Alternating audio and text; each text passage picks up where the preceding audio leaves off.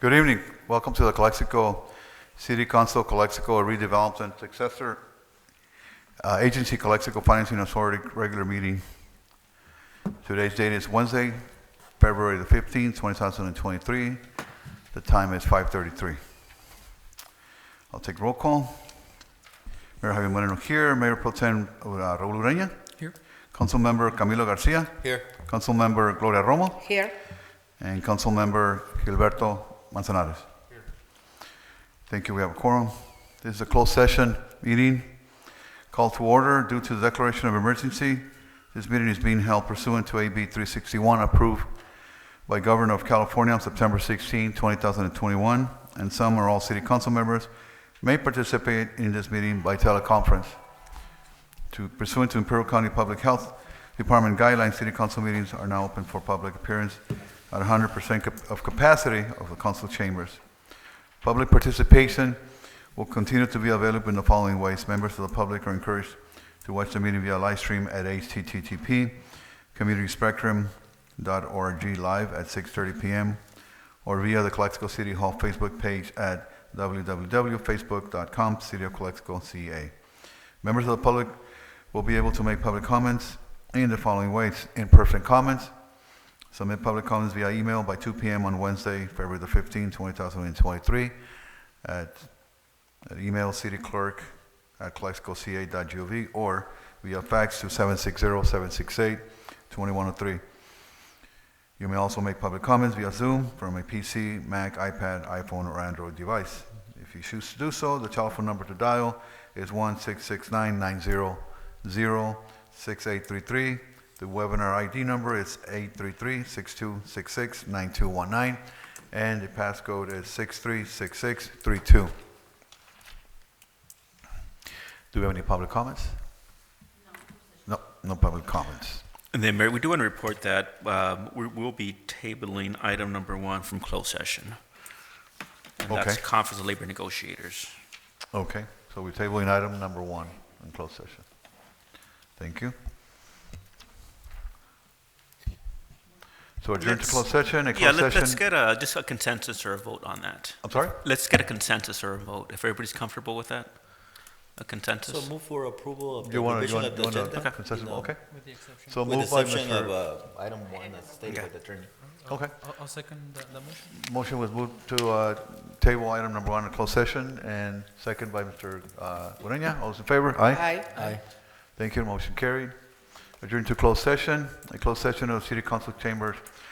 Calexico Community Development Agency Successor Agency, Calexico Financing Authority may be held in accordance to state law, which may include, but is not limited to, the following type of items: personal matters, labor negotiations, security matters, providing instructions to real property negotiations, and conference with legal counsel regarding pending litigation. The closed session will be held in the City Hall Conference Room located at 608 Heber Avenue, Calexico, California. Any public comment on closed session items will be taken before the closed session. Any required announcements or discussions of closed session items or actions following the closed session will be made in the City Council chambers.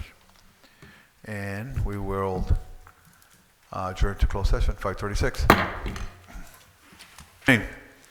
Welcome to the Calexico City Council Calexico Redevelopment Successor Agency, Calexico Financing Authority regular scheduled meeting. So this is an open session. The hour is 6:32, and I have this meeting called to order. I'll take roll call. Mayor Javier Moreno is here. Mayor Pro Tem Raul Ureña. Here. Councilmember Camilo Garcia. Here. Councilmember Gloria Romo. Here. And Councilmember Gilberto Manzanares. Thank you. We have a quorum. Please stand for the Pledge of Allegiance.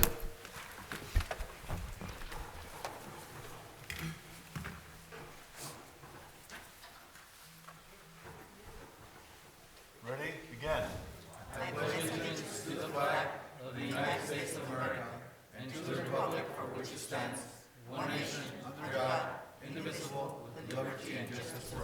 Please remain standing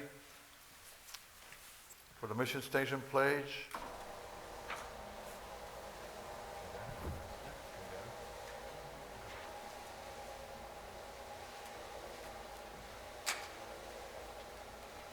Mission statement. pledge to provide effective and efficient services in a courteous and respectful manner to improve the quality of life for all in our unique order community. Viva Calexico. Please remain standing for the invocation. We have Pastor Frank Sasueta from Christ Family Church in Calexico campus. Good evening, everyone. First of all, City Council members, I just want to say that you and your families are in our prayers daily. Amen. And so are the citizens of Calexico. Thank you. Let's go before the Lord. Father in heaven, and God, thank you that we can approach your throne of grace. And God, we know that there is only one mediator between God and men. That's through Christ Jesus our Lord. And Lord, it is in your name, God, that we would ask a blessing upon the families of our council members, of our citizens of Calexico. God, I even think of the school board and all those who make that happen, the teachers and the students, Lord, we pray a blessing upon them. For our police department, Lord God, and their administration and their families, Lord, we think of the fire department, and God, the merchants, Lord, so many that make this community what it is, Lord. And so tonight, God, we would ask a blessing upon everyone tonight, Lord, and we ask it in faith, and we ask it in Jesus' name. Amen. Amen. Thank you. Please be seated.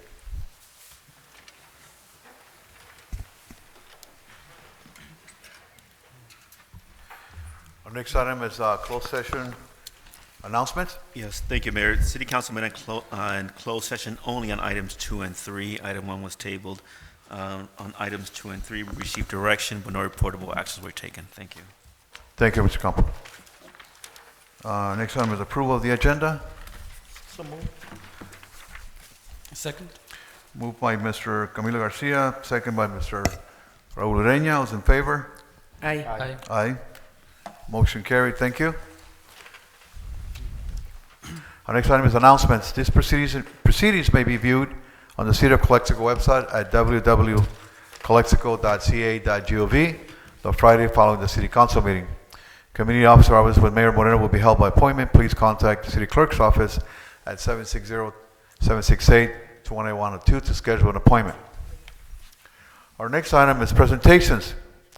And we have a presentation honoring Marco Martinez on his retirement with 20 years of service to the City of Calexico. Is there Marco? All right. Where are you, Marco? Right there. There you are.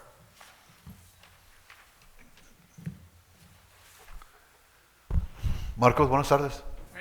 As Mayor of Calexico, I have, and on behalf of the City Council members and the citizens of Calexico and all the staff and everybody that represent here, we have a plaque to present to you for your service, 20 years.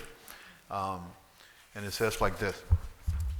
It's presented to Marcos Martinez, Public Works Department, in appreciation for all your hard work and dedication throughout your 12 years of service to the City of Calexico.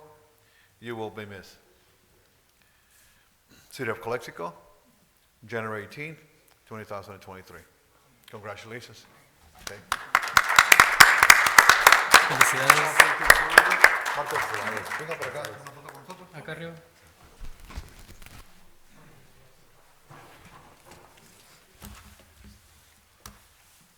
Marcos, you're also going to receive a proclamation, which was signed also by me. Okay, in appreciation of your service. It's a proclamation. Okay, and this is your plaque.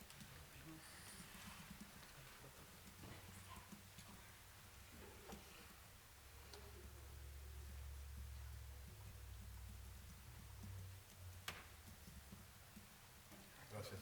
Si quieres una palabra.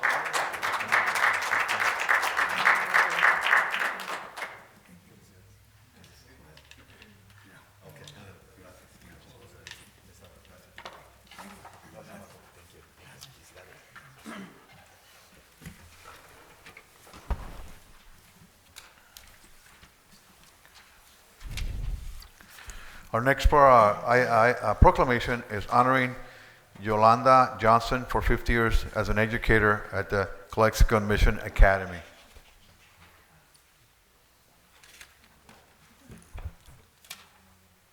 And Gabby, you got it, so you took a copy.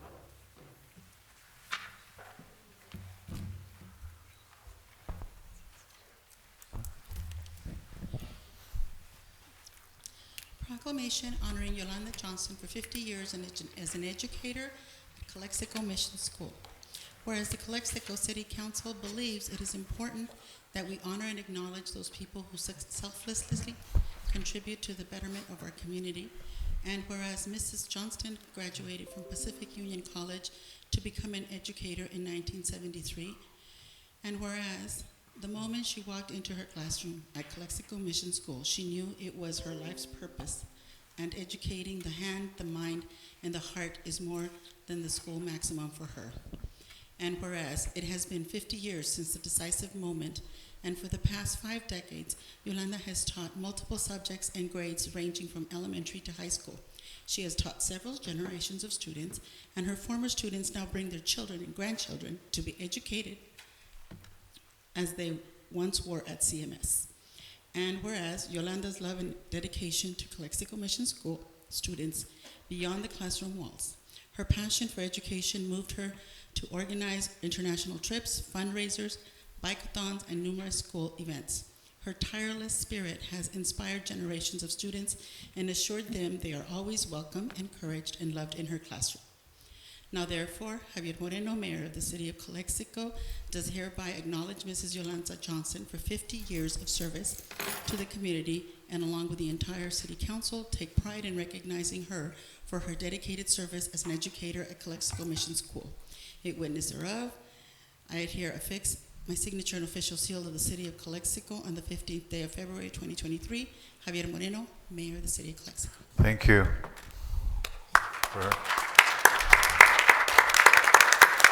Is anybody from the somebody to accept that proclamation?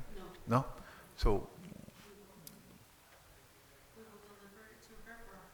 Okay, so we're going to deliver that to her. Okay. Thank you. Our next item is proclamation on National Black History Month, February the 2023. And Ms. Ureña. Thank you, Mr. Mayor. I wanted to first thank you for the honor for allowing me to read this very important proclamation. Very briefly, I want to remind everybody in the community.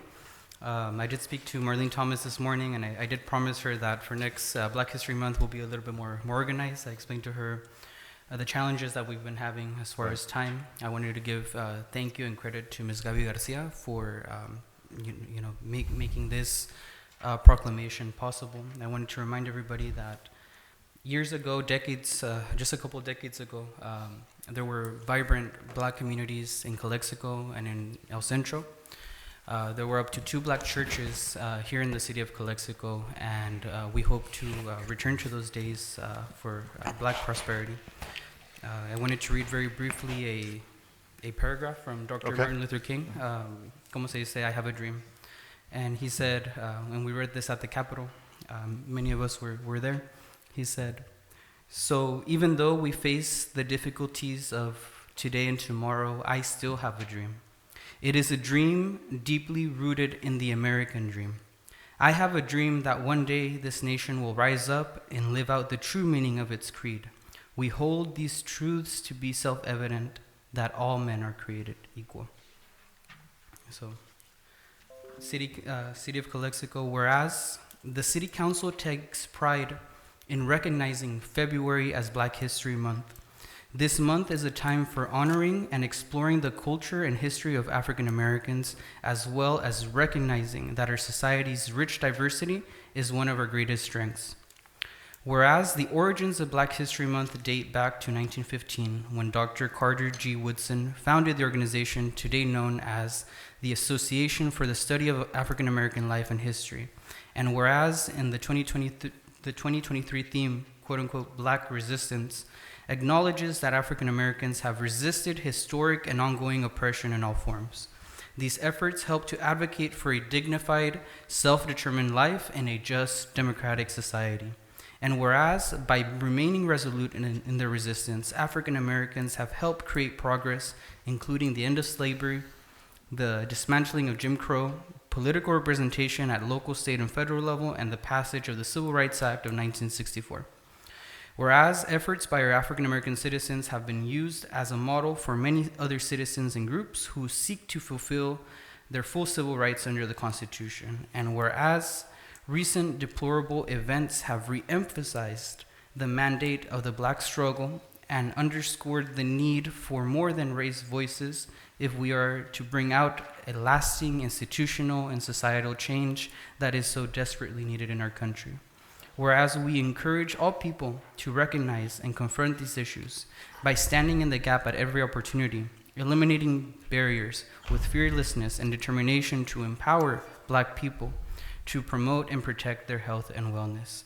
Now, therefore, Mr. Javier Moreno, Mayor of the City of Calexico, hereby recognizes the month of February as Black History Month and calls upon the people of Calexico to observe this month with appropriate programs, activities, reflections, and to continue our efforts to create a world that is more just, equitable, and prosperous for all.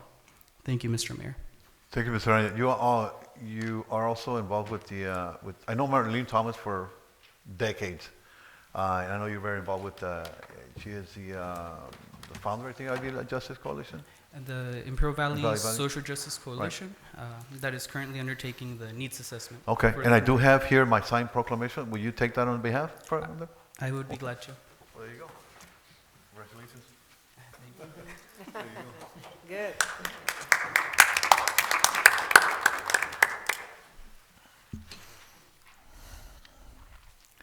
Our next item is presentation by Recreation Manager Norma Gerardo regarding athletic field requests.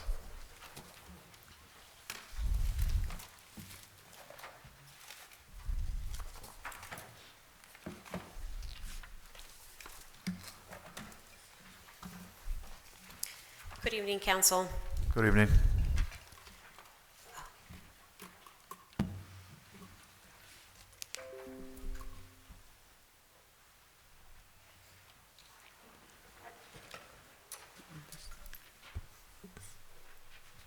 Thank you. And thank you, Lisette.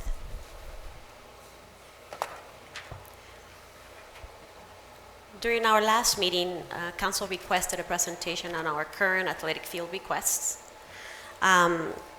So good evening, my name is Norma Gerardo. I'm the Recreation Manager for the City of Calexico.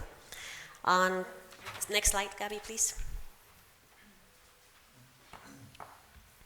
The Recreation Department and the Public Works Department Parks Division assist in the fair allocation and use of the City of Calexico's limited fields and parks.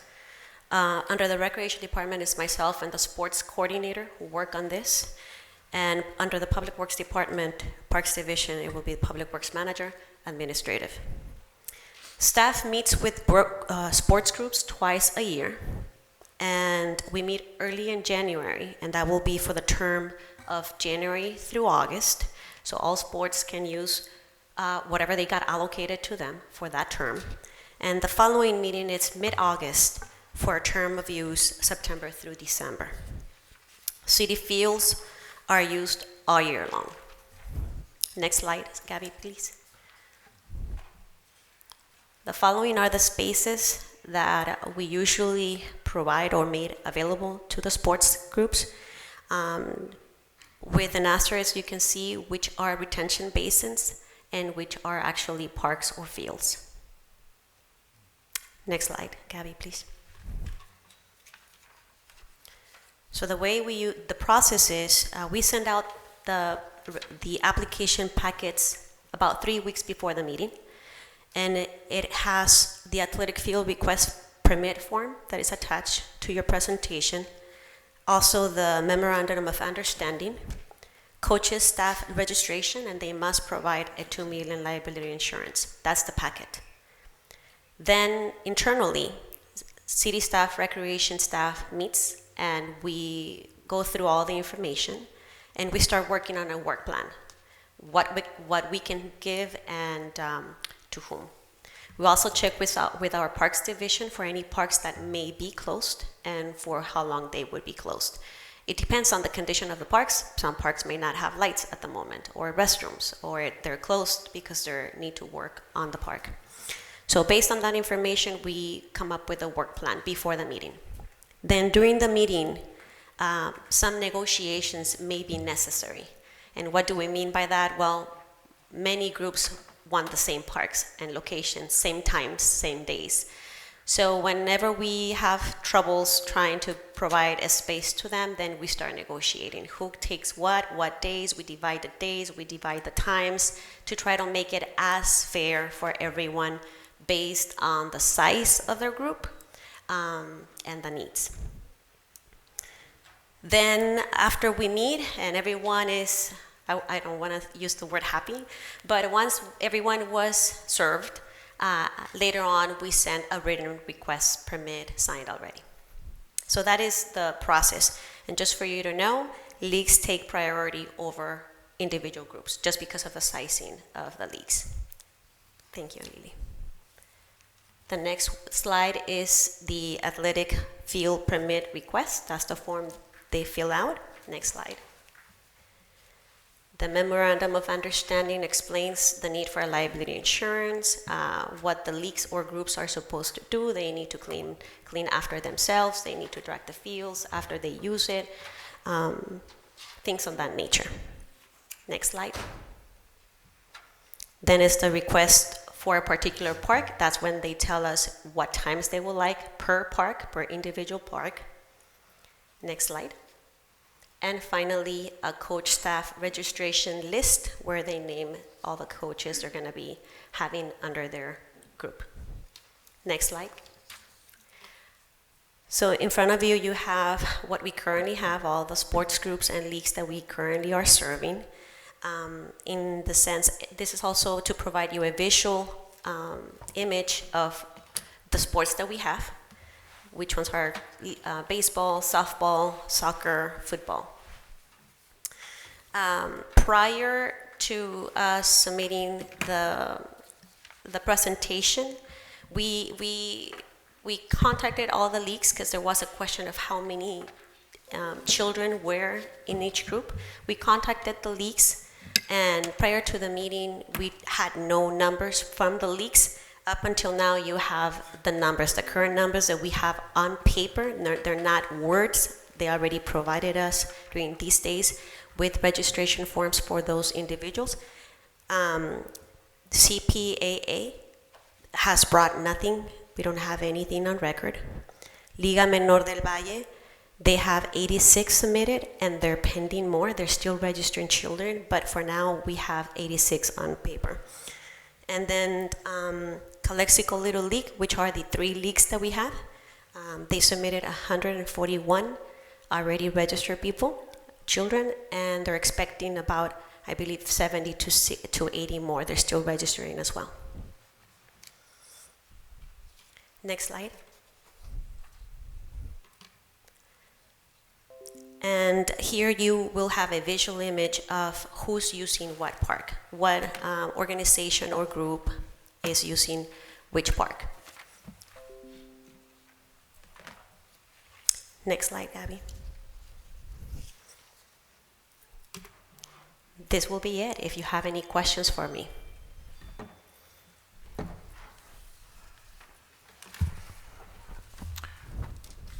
Anybody? Yeah. And my apologies, I meant to ask also for maybe copies of what you put in the slides as far as, the application and also the MOU. I would like to see that a little bit, or at least Bigger? the original form, right, the original form. Because I see that they're also responsible for some of the work to the fields, right? So, but that's for everybody, right? That's not just the leagues. That's everybody, and it's only for their individual use. So if it's before after they use it, they need to leave it the way they found it. So, or before they use it, it depends how they want to work it out. Sometimes they may be upset that the prior group did not drag the field, for instance. So we change it depending on how they want it to work. So if they want to drag it themselves, then they know they need to come a little bit in advance to be able to drag the field before they use it. Now, if they want it the other way around, then they use it. The prior group already dragged it, and now they use it, and they have to leave it dragged for the next group. Yeah, and I think this also came about because of what we had in our previous meeting with, one of the schools that uses our facilities, right? So I would like to see a clear, I guess, MOU or commitment from the groups that use these facilities. And then what happens also if they don't do part of what they committed to do, right? Because it's unfair that they use it and if they are practicing football or any other sport that causes damage to the field. I mean, then you have someone that comes and it's practicing, baseball. I think it's just something that is not just a liability, but it's just at least courtesy, right? And then if they don't do that, what do we have as far as a city to enforce that? And I know there is, from what I see, there is no enforcement. There is no. It's just a kind of like an honor type of system where, okay, we're gonna lend you the fields, but what happens if you don't do what you said that you were gonna do? So, and I think for the longest time, that has been the case of what has happened throughout the years. But I want to see a little more commitment from people. And I want to see that, again, going back, not sound like a, broken record, but I want to see that, for example, Vincent, is brought to the table to, hopefully, they can contribute to the upkeep of the park that they use. Then also, what I see is that, so they're given this packet. How long do they have to bring back this packet? 3 weeks. 3 weeks. Okay. So if if I need to secure, is that plenty of time? Bottom line, is that plenty of time for them to secure, insurance? Yes. To make sure that, By now, they already know it's January and August. They're very familiar with the process. Okay. Then also, is this process going also through the commission? No. Okay. Why do I say that? Because I think, as our commissioners from parks, I think they should be involved in how this is being done, somehow. And I don't know, I mean, that's something that you have to assess. Or maybe just assign someone that is responsible for this, but not just responsible, make sure that, it's been at least enforced, right? Because it is not fair if a staff has to go out and clean up and break and all these things, or someone else that comes after them is doing that. So a little more due diligence on that. And if I can have copies also of the forms, Absolutely. I would like to see them, just so we can maybe if there is an opportunity to improve on that process, I would really like to see those. Let me ask you something. Would you like us to develop an MOU for the city council for review? So if you like the format and all the requirements, so you can approve that MOU for use in the future? Is that what you're requesting? Well, not so much of an MOU because I don't want to develop a whole drawn out process. But at least with the one entity, with Vincent Memorial, is not to pick on them. Don't get me wrong. I'm not picking on them. But I see that as an example, right? We have, shared use with, Calexico Unified School District, that we have open gym with at the 9th grade campus, right? So that's one way that we share. But, what is happening with Vincent Memorial? I mean, do we have any shared use of their facilities? I mean, just as an example, right, as to what's going on with the one school district, but yet the other, we don't have anything, but yet they're using our facilities.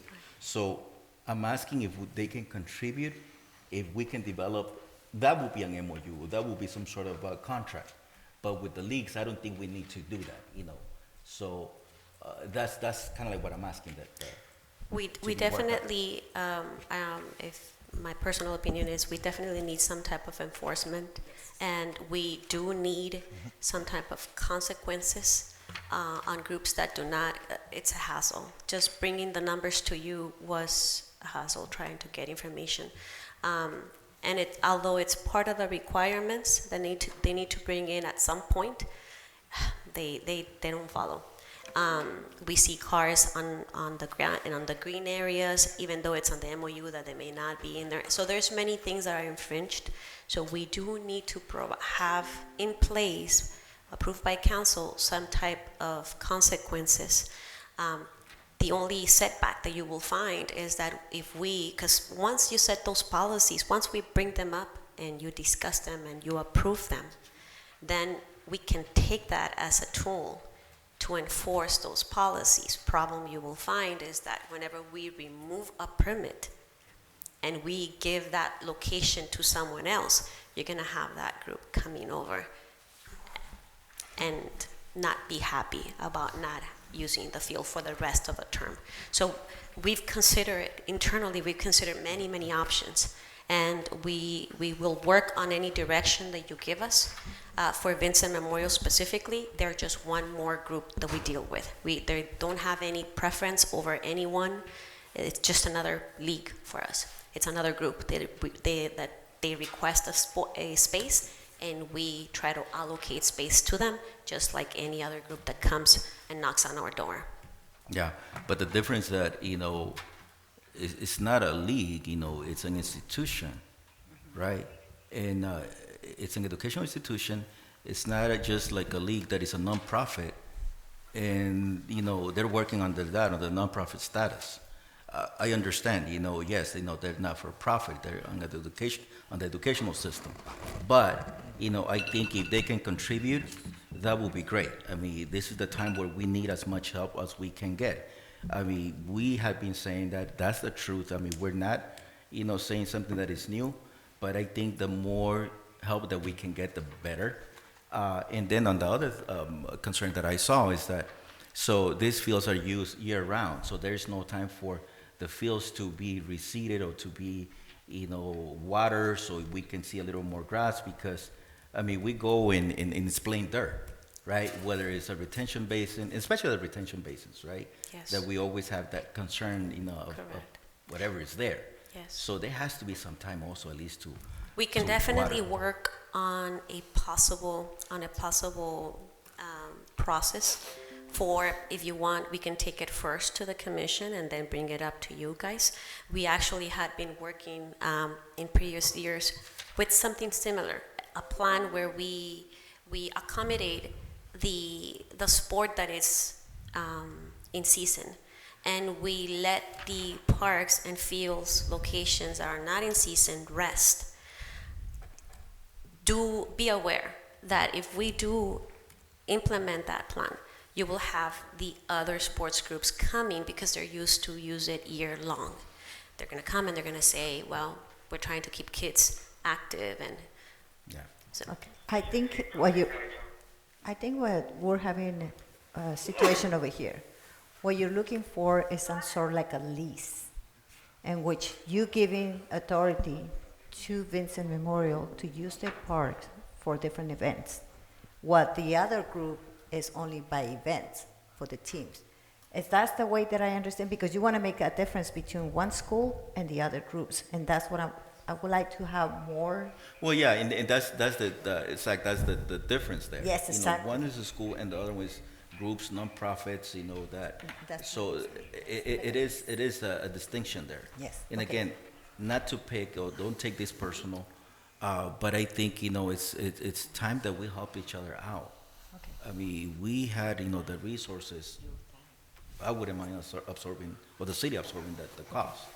But if we can get some help, that would be great. So, thank you. Thank you. Anyone else?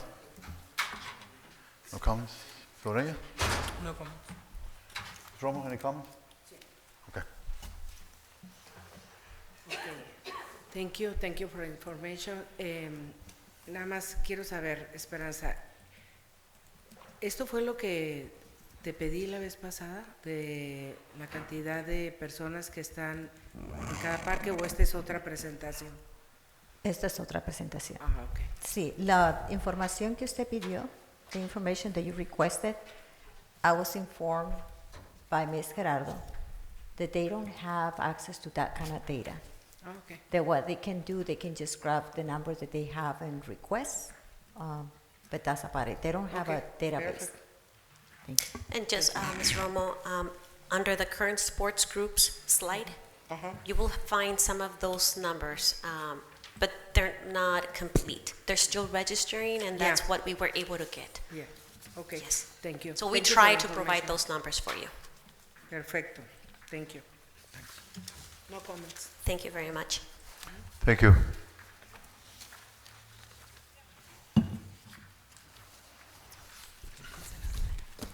Our next item is public comments and public appearances, not to exceed 3 minutes.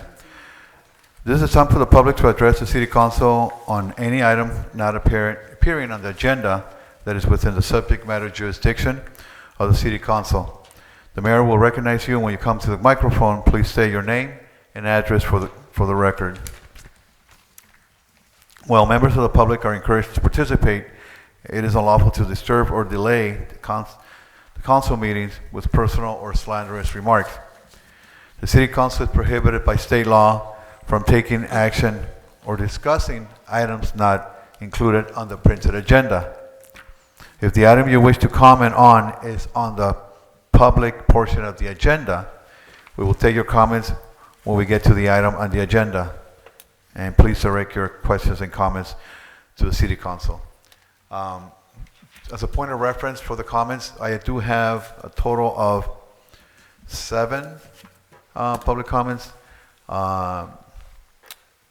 of which on item number 18, 2 are for item number 13, and 1 for item number 15, 1 for item number 16, and we do have a general comments. Do we have any online comments?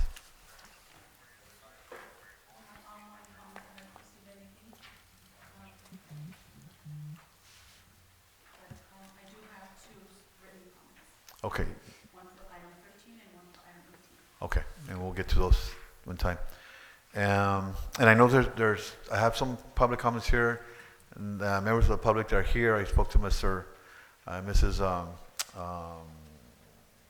Lupe Engrado Jimenez, and we'll get to when we get to item 15, we'll have a chance for you to talk, okay?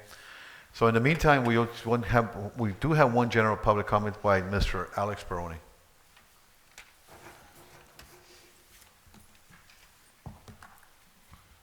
Honorable Mayor and City Council, City Manager, City Attorney, and Gabby.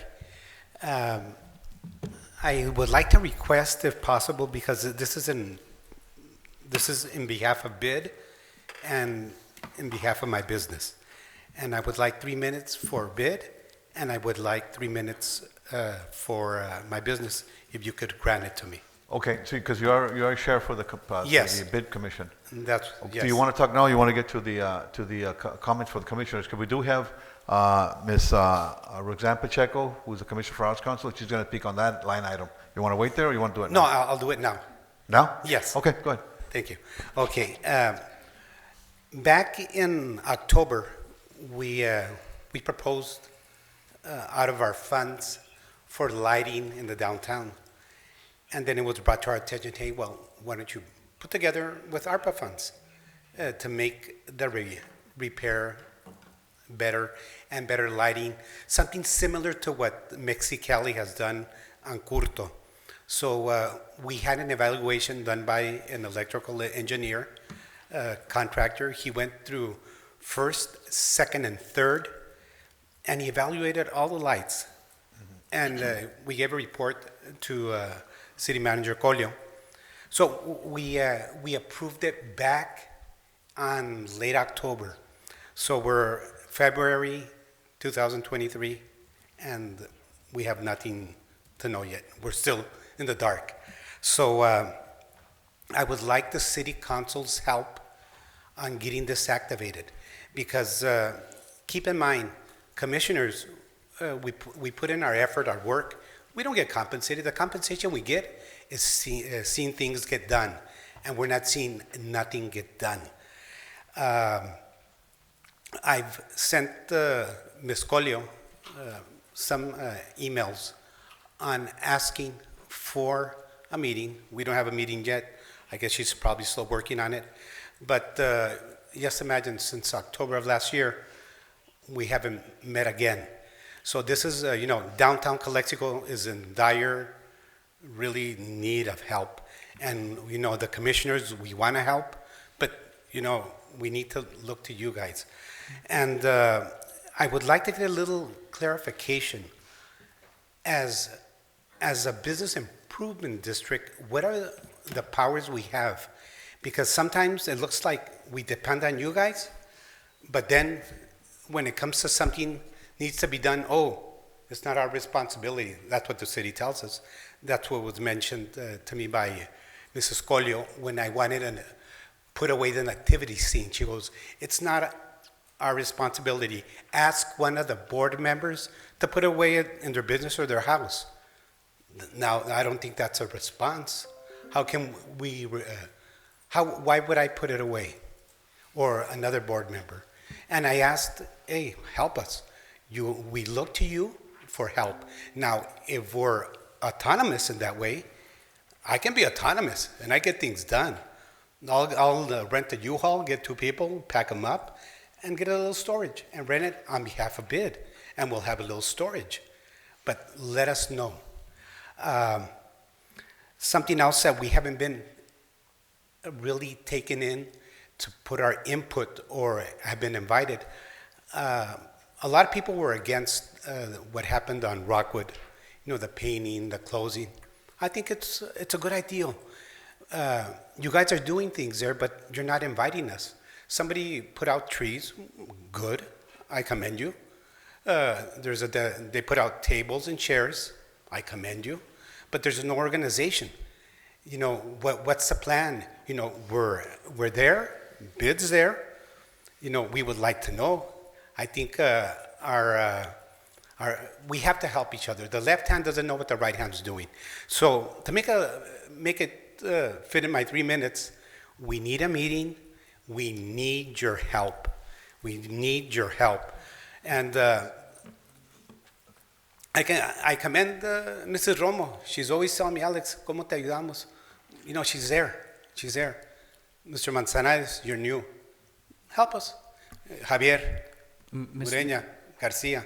Mr. Peroni, Yes. disculpe que nos hemos tardado mucho in getting back to you, but I can promise I personally will sit down with you next week y vamos a hacer las cosas. We have been extremely busy. Ha estado pesado las cosas que han estado pasando, but I promise you, Monday of next week, let's sit down. Okay, And good. let's get everything done. Good. That's what I'd like to hear. And we need clarification Yes. on, are we autonomous? Because when this bid was organized, it was pretty much autonomous.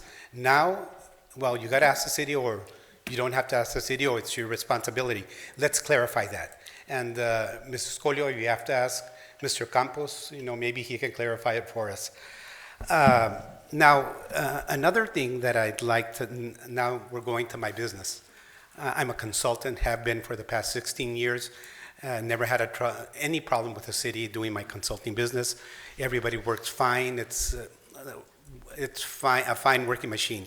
Until recently, 7 months ago, we had an item on a planning meeting. And not only me, there was, I believe, like 12 other people. They stopped the meeting and they've never got back to us on what's going to be done. And my investor has invested $1.2 million. He bought ground. He's paid engineering fees. He's paying electrical fees. He's paid, when the city can check plans here, they send them to Esquil, to San Diego. He's paid those fees. And we're trying to get a meeting. We're trying to get clarification. 7 months later, we're going on 8, and nothing. Now tell me, who does business that way? How, because everything has a mortgage. They have labor they have to pay, and there's expenses, and it's gone on almost 8 months. So I ask of your help on that, and it's a project on 374 Camacho. And, that same person has another project that'll be probably the first cultivation that will be open in the Imperial Valley, the first one. And he also has interest in that other project. So we need your help, and City Council, thank you for hearing me. And I really would like to get help on the both sides, on bid and on my business. Thank you very much. Mr. Barone, hold on. Alex, hold on. I got Yes. one comment. Does anybody else have a comment? Mr. Garcia? No? Just one thing to note is that I've been very critical about actually, Ms. Romo is the one who could be credited for putting a line item for the commissioners to come in and give reports. Yes, I know that. Right? And as a result of that, Roxana Pacheco and yourself have been the only ones of all the commissions that have actually signed up here and say, we need your help. We're working towards you, and as Mr. Arena alluded. Well, let me tell you also, it's also, you as a chair and the other commissioners also, what I would say is, come here and say exactly what you guys need from us so we can work together. And I allude to this, that since the bid improvement district has a geographic area where you guys covered, there's some projects out there in the community, and the one I'm going to mention is the Heffernan. We have not gotten any update on that project. It's been almost 2 years.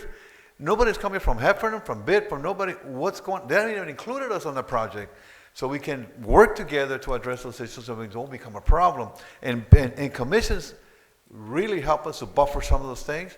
So when we do have the community here in public, and we hold accountable, they hold us accountable to what's going on in the city. So it's important that we work together. Like Yeah, and you know, Javier, this is not the first time I've been here. I've been here, you guys see me quite frequently. And it's really helping the bid. We ask for meetings, we don't get meetings. You know, we get the proposals from electrical engineers to do the lighting. That's part of the city's work. We're doing it, and but we need your help to follow through on it. Right. So I'm glad that Mr. Ureña is going to meet with me. I hope to get a call and start resolving things. And I know that you guys, everybody has a lot of work. I have a lot of work, but you know what? I still have time to do bid, and believe that I have a lot of work. So again, thank you for your time. Thank you. Thank you, sir. Okay, that's the only thing we have for, do you want to go to the online comments, as those general comments? Gabby? No, right? No, okay. Did you want to say something? Our next item is city manager report. Yes. So since people feel the tendency to come in, be aggressive with the staff, I receive emails from Mr. Perroni, very insulting emails. And I hold myself to respond because I don't want to be disrespectful. He feels entitled to come over here and say a bunch of lies. So I will have to clarify that. Number one, we had a meeting in December, and I asked you, as a bid commissioner, you had the obligation to develop a plan. 2 months, more than 2 months, and you haven't developed that process. I even gave you ideas. I gave you ideas. Son, December the 7th, sir. Alex, Hey, hold on. Alex, you spoke already, okay? Yes. Thank you, please. Go ahead. December Go ahead. 7th, there was an email, and I gave you some ideas about what do you need so that we can have a program process to help you. You never came back. And then sir, I have the option to talk now. This is the manager's report. Just, you need to let me talk. Be respectful. Again, you have that tendency to be disrespectful to people. Yes, sir. I have it in writing. The other thing is the lights are up to bid. The nativity, we didn't pick the nativity because it belongs to them, and if something happens, we're liable. And I said, sir, we cannot pick up. I copied the city mayor and the city pro tem. I'm not hiding information. They were okay with that because we cannot accrue additional liability. We don't have a place to store it. And you keep forcing the situation, we cannot do that.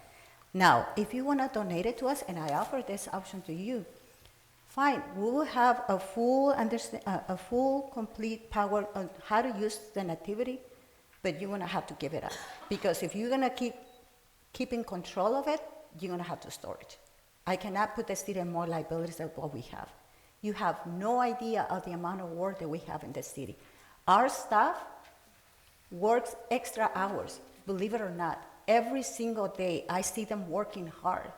And it's unfair for you to come and say that we don't do anything. That's totally false. No, by default, it's my staff. Alex, one more time, I'm gonna call you in a meeting, Regarding okay? the Please. Rockwood project, you have been invited to the meetings, you just don't respond. We have emails for that. Regarding the cannabis, the day that I stopped that meeting is because you complained in front of the commissioners that how can you make comments of an item that didn't have a backup information. And I stopped the meeting because you were the person who was standing over there complaining about it. So I help you with that, but it seems that every time that I help you, it comes back to me. So I just want you to be aware that I'm not gonna be here receiving that kind of treatment. And someone wants to come to work at the city, come and join me one day and stay here till 8 o'clock and 9 o'clock and you see how much we work. It's not that easy. This city is in a very difficult financial situation and people has no idea. Our staff works every single day trying to make it happen. They're not running away, sir. They work very hard. Ms. Cole, not to undermine your comments and truly to understand where Alex is coming from. I understand the great stress that the City of Calexico staff, yourself, every single department go through. And it's understanding, I understand your side, I understand Alex's side, and I want to put in the time to resolve these things before stress gets the best of us. There's very clear ways to move forward. You don't have the time to do this because there are heavy things in the city. As council people, I think we do need to step up and bridge those gaps, and I will, make sure that on the items that Alex has mentioned, they come back to you, they come back to them, and we get to immediate resolutions. Y también discúlpenos porque City Council is also stressed, but we'll get to it on Monday for sure. Thank you. But I do want to clarify, I CC'd all of you on the same email I sent. No vamos a discutir, vamos a arreglar. Sí. ¿Sí? Mr. Golo, you're done with your city manager report? You're done? Yes, I don't have. Thank you. Now we have Commissioner's report. Roxanne Pacheco from the Arts Council.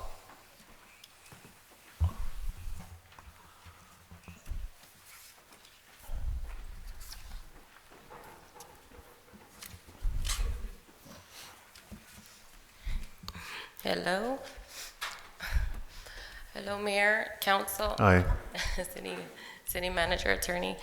In regards, I came here, we have, if you have the energy for the last item in the agenda, item number 18, we do have as, as a committee, the Arts and Historical, we would like to have a vote on this item. So option number 1 and option number 2. I know it's a ways to go, but we would just really appreciate it if we can have a vote. We want to get this process going. We did agree to, I believe back in December, Norma had to look at some research, so she did the research to the utility art boxes, and it was already, we're gonna go with the vinyl wraps. So vinyl wraps, how we did look, and I also myself as an artist, you all know that art is my thing. It is also, I've looked at, is this the most safest way? It's the cleanest way, it's a seal. So each of the 9 boxes that we have in the city is gonna have, we're gonna think it's best because I believe the chief said, he recommended it was also the safest thing that we can go with. Now the wraps also is gonna be the glossy. Other cities in the valley as well are using it, so we think that would be the best. Now the only options is that we're gonna do is where you guys have to vote is if you would like to give a stipend to the artist. And here, this is where I would like to put my input. I personally, I'm very, well, we all want to see the art. We all want to see all the individual artists everywhere that's going around in Calexico. I think speaking to some of you, you said there is themes going around. We do have an anime theme, we have field workers theme, we have lots of young artists that I just love, even photographers, lots of things going out. So us as a committee, we would like to select the artist. So that's how we would like the vote to go, hopefully today, that you guys can make a decision. And from this decision, we would like to go through the process to hopefully have a special meeting regards to how we can, we're gonna do the call for artists, from cardful artists. We're gonna see how many artists we can get to select the 9 utility boxes. And from there, I think I can just say from my personal input, I would think that Calexico, just to keep in mind, we are more of a culture city. We speak more in the arts. We're more about art. So if we have anything, we are very positive art. We have our city speaks for itself because we have, you know, the arts of the murals. We have, you know, that's what the positivity is going around. So if there's like a stipend involved, I think we would get more participation. I think we would get a lot of gatherings. We would get more, you know, a lot of ideas out there. And I think it's beautification. I think it's going to be a lot of positivity. I think we'll get a lot of good reaction from this. But I personally would like to see the utility boxes too. So, Roseanne, first of all, I'd like to thank you for all your hard work. And at the beginning stages of this project, I was kind of involved with that. But really, you come a long ways, and as representation of your commission. The other thing I want to say is this is a perfect example why commissions exist, where you can come here and propose ideas. And also, when something's not working, you'll come up here and say, we need your help to fix it, right? So it's a perfect example of how commissions work, how they represent us up here. And when you propose something that's beautiful like this, and you ask for our support, in this case, approving this project, it's perfect. This is the way it's supposed to be. So I really commend you for that. Yes, and I'm really glad that this is on the item. I'm glad that this is on the agenda. Okay. And hopefully we make this vote today. It's the last item, so I hope you guys make the vote and we can get on with our commission just to go on, because I know the process is going to be quite of ordering the materials, and then we have to select, and of course you guys are going to select the final. You have the final say. Thank you. Anybody else? Stromo? No, thank you. De Roxana, nada. este espacio es para ti y para todos los comisionados. El comisionado Alex Perrone, cuentas con todo nuestro apoyo y siento mucho lo que está pasando. Por ti y por la señora Colliot, eso se va a arreglar, sin duda. Más sin embargo, Roxana, gracias por tu esfuerzo, gracias por tu tiempo, porque sé que le estás dedicando mucho tiempo a un buen partido de los Estados Unidos aquí en el Valle Imperial. Y más que nada, te apreciamos tu trabajo y thank you very much. Ay, for muchas your report. gracias. Y gracias que por pintar la calle también con la Yeah. city manager. Very good idea. Sí. It was a very fun day. Any more questions? Oh yeah, Mr. Rodriguez. Roxana, just de favor, this item originally came out of Calexico Needs Change. Yes. ¿Te acuerdas? I know for whatever reason it was not put on the item. We'll get to that when the item comes. But in whatever you're doing as a commission, if you could please make sure to include those original people that were asking. Yes, I do want to shout out to Calexico Need Change, and of course the artist that does the anime, Mr. Sergio Ojeda. I think I've reached out to him personally and just said like I really appreciate his work that he's done for a young age and for that energy. And other artists as well. That's why I'm saying the stipend, I think well, me personally, I think if there's a stipend involved for the artist, I think it would kind of give a kick and we will have more participation for this. Okay. Thank you. Right, thank Sergio? you. Very good. No, just No. wanted to Thank you very comment much. also that participation of the commissions, and I think, so first, I think you were asking for you to have input on this item. Has this item gone to the commission? The item, what we're doing is we're going to wait to see what's going to be done, because there is a difference of option number 1 to option number 2, regards to how many applications are we going to receive. And of course, there are 9 utility boxes, so give or take how many applications, how are we going to divide these 9, which ones are going to be selected, and that's where we're going to have our work cut up from there.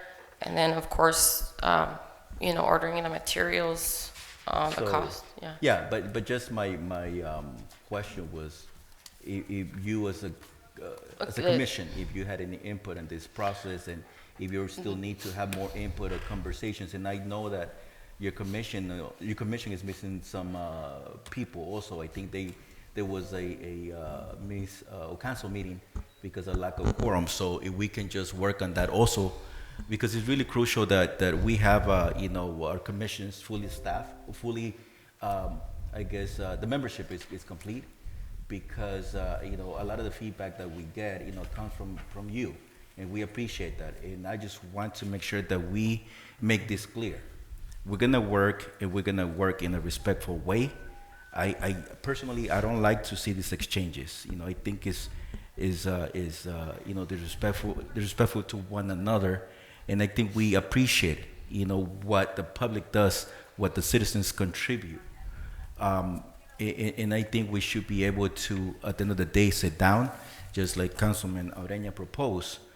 But we shouldn't get to those type of situations, where we have to jump in. And we don't mind, and I don't mind either, sitting down. But we should be able to make this work, and not have this type of situations happen. But again, The delay. my kudos to the commission. Looking forward to this project. I know you and I had a conversation not too long ago.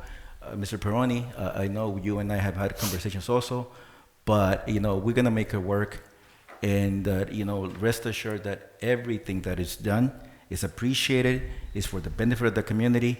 I know we're very passionate, and I think it's part of that, what needs to be kept going, the passion, and channel that passion into a positive outcome. So thank you to both of you, and looking forward to the results. Appreciate it. Thank you. Thank you, Rosan.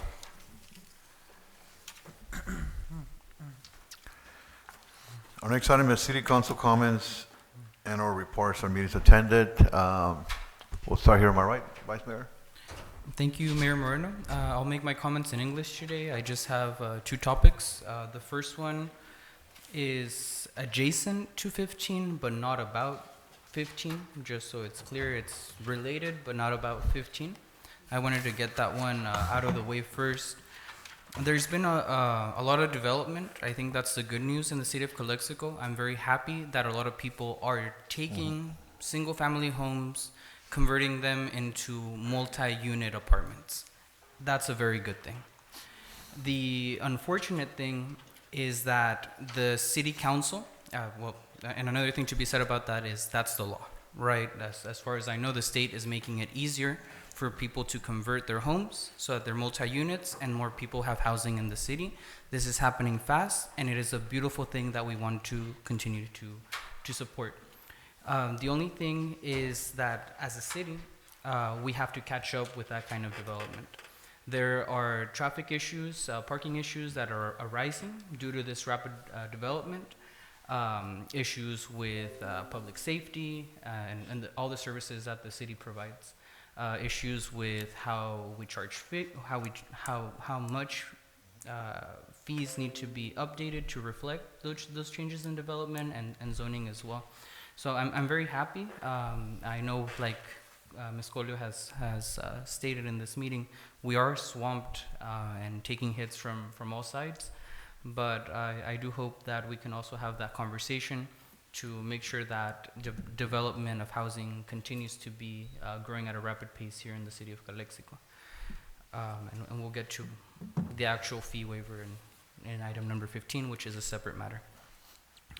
I also wanted to talk about traffic yet again to give an update to the City Council. I know Ms. Romo will mirror some of what I'm saying in Spanish as well. I pulled the numbers from the budget, and they are as follows. In 2015, the City of Calexico spent $471,000 on traffic control. 2018, $688,000. 2019, $706. 2021, $823, and it has stayed that way. In fact, because of all the traffic controllers that have been run over in the year 2022, 4 of them, that number might actually exceed $1 million a year if we have to hire them as full-time staff easily. And so we've been in this conversation with ICTC, which is the Imperial County Transportation Commission, so that they can provide some very temporary one-year relief to the City of Calexico to help us with this problem. For comparison, I looked up the City of El Centro's budget, and the last recorded expense they have for traffic control is in 2019 for $98,000. And I don't think they've spent a penny after that year, while we're spending close to almost $1 million a year. In fact, the City of El Centro's park maintenance budget is $1 million a year. So I'm guessing if we had $1 million a year, we would also maintain our parks or do things that our community needs. Or, whether that's the police officers, the firefighters, the engineer, the City of Calexico is footing the bill. At ICTC, we had that conversation. All the city managers of the whole valley got together and they said, we need to propose $250,000. I get to the ICTC commission and there's some opposition. The mayor of Brawley, Mr. Nava, said he is firm about not helping Calexico. Quite frankly, and that he feels uncomfortable giving more than $150,000 as he previously did, even though Calexico's traffic control has almost doubled in 5 years and is about to go up another $200,000 just in 1 year. Mr. Amparano made a comparison. He said, well, we also get traffic at the Imperial Starbucks when school gets out. I can guarantee Mr. Amparano that the Calexico Starbucks has a bigger traffic jam than his Starbucks, and we still get more than 10 million people crossing through just one port of entry, Calexico West, every single year. That's more than not the city of Los Angeles, the county of Los Angeles, going through Calexico every single year, and it's costing us close to $1 million per year. And I have to say, they're going back and forth on these last $100,000. It's very offensive, and I want the city of Calexico to know that there are county representatives out there, representatives from other cities, that are making fun of our city and being very insensitive to a situation that has already ran over 4 traffic controllers and left people badly injured. And we have to stand up as Calexicans. We have to attend this meeting. I believe it's on February 25th. I'll double check, and I'll make sure that this letter with all the facts surrounding the situation is spread to the community. And I will make a call out so that all of us in council and whoever wants to be there can be there to support what is clearly the key to one of the many keys, but definitely a key to restoring the financial sanity of the city. The second one, to add insult to injury, has to do with our transportation center. So recently, we've approved a letter that's going to go to the federal government so we can get a grant for a transportation center here in the city of Calexico and downtown Calexico. Also to help us relieve traffic so that we can have buses, so that we can have a pedestrian accessibility to the port and buses that go all around the county, just like every other city has had in the last 8 years.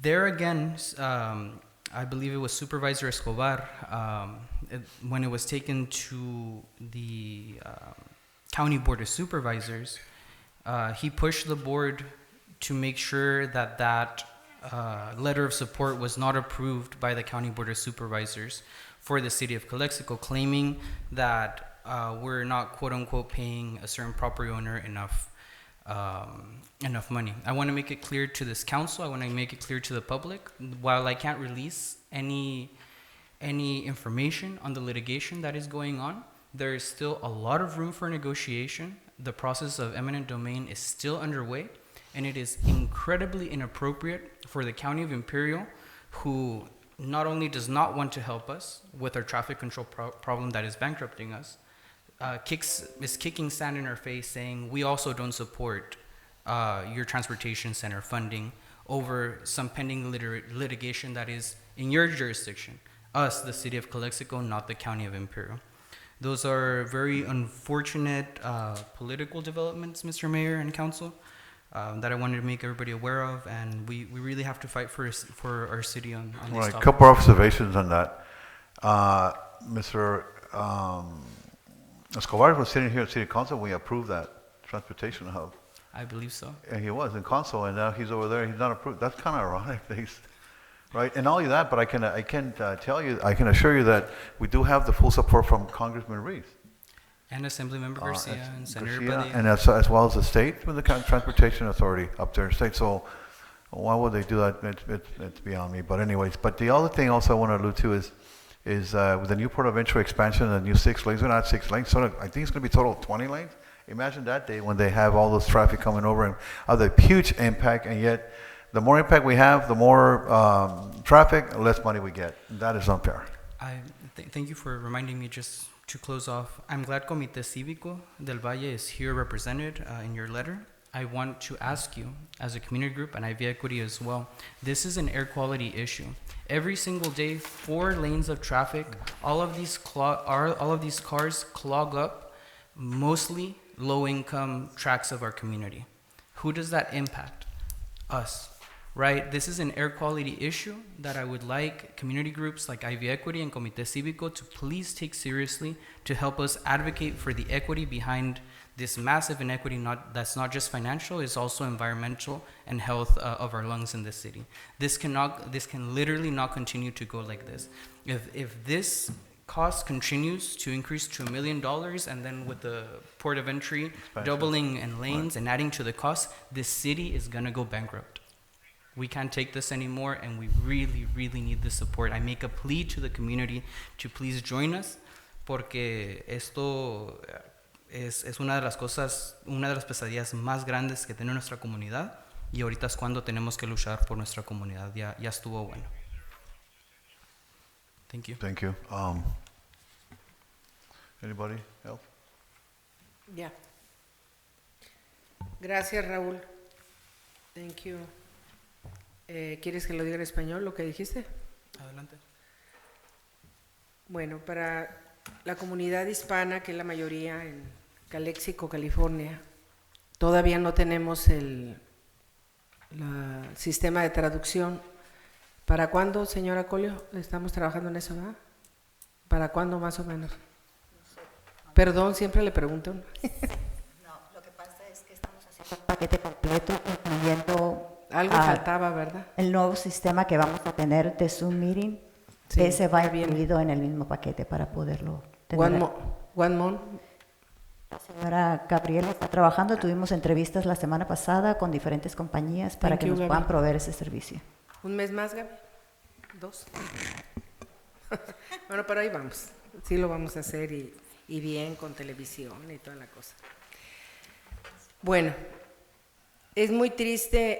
Quisiera explicarle a las personas de habla hispana que están interesadas en lo que está pasando en la ciudad de Calexico, en todo el valle. Es muy importante que estén enterados que la política es así, que no debería de ser así, porque la política es para servir, no para servirse uno, es para servir a la ciudadanía.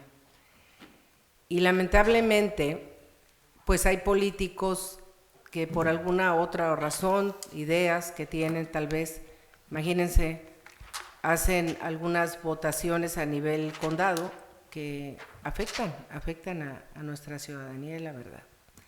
Y agradezco mucho que el señor Raúl Ureña, como siempre, sea una persona directa y no tiene miedo de decir las cosas, y eso es bueno, porque a veces uno se queda callado, ¿no? Herir, decía mi madre, las susceptibilidades de cada persona, pues yo creo que eso lamentablemente pues ya pasó cuando se trata de cuestiones tan importantes, sociales y políticas que conllevan a una ciudad. Tenemos representantes buenos, hemos tenido aquí al doctor Ruiz, hemos tenido aquí a Eduardo García, ni se diga, y muy recientemente a Steve Padilla, que acaba de llegar en su nueva posición, y fíjense que los tres que he mencionado han estado aquí muy preocupados, precisamente muy preocupados y casi podría decir muy comprometidos en apoyarte, Raúl, ahora que estás pues representándonos en ICTC. Quiero decirles que estuve yo presente en esa reunión donde prácticamente nos rechazaron y es muy triste, es muy desesperante, te quedas tú y dices, Dios mío, ¿qué acaso no están pensando en lo que está pasando?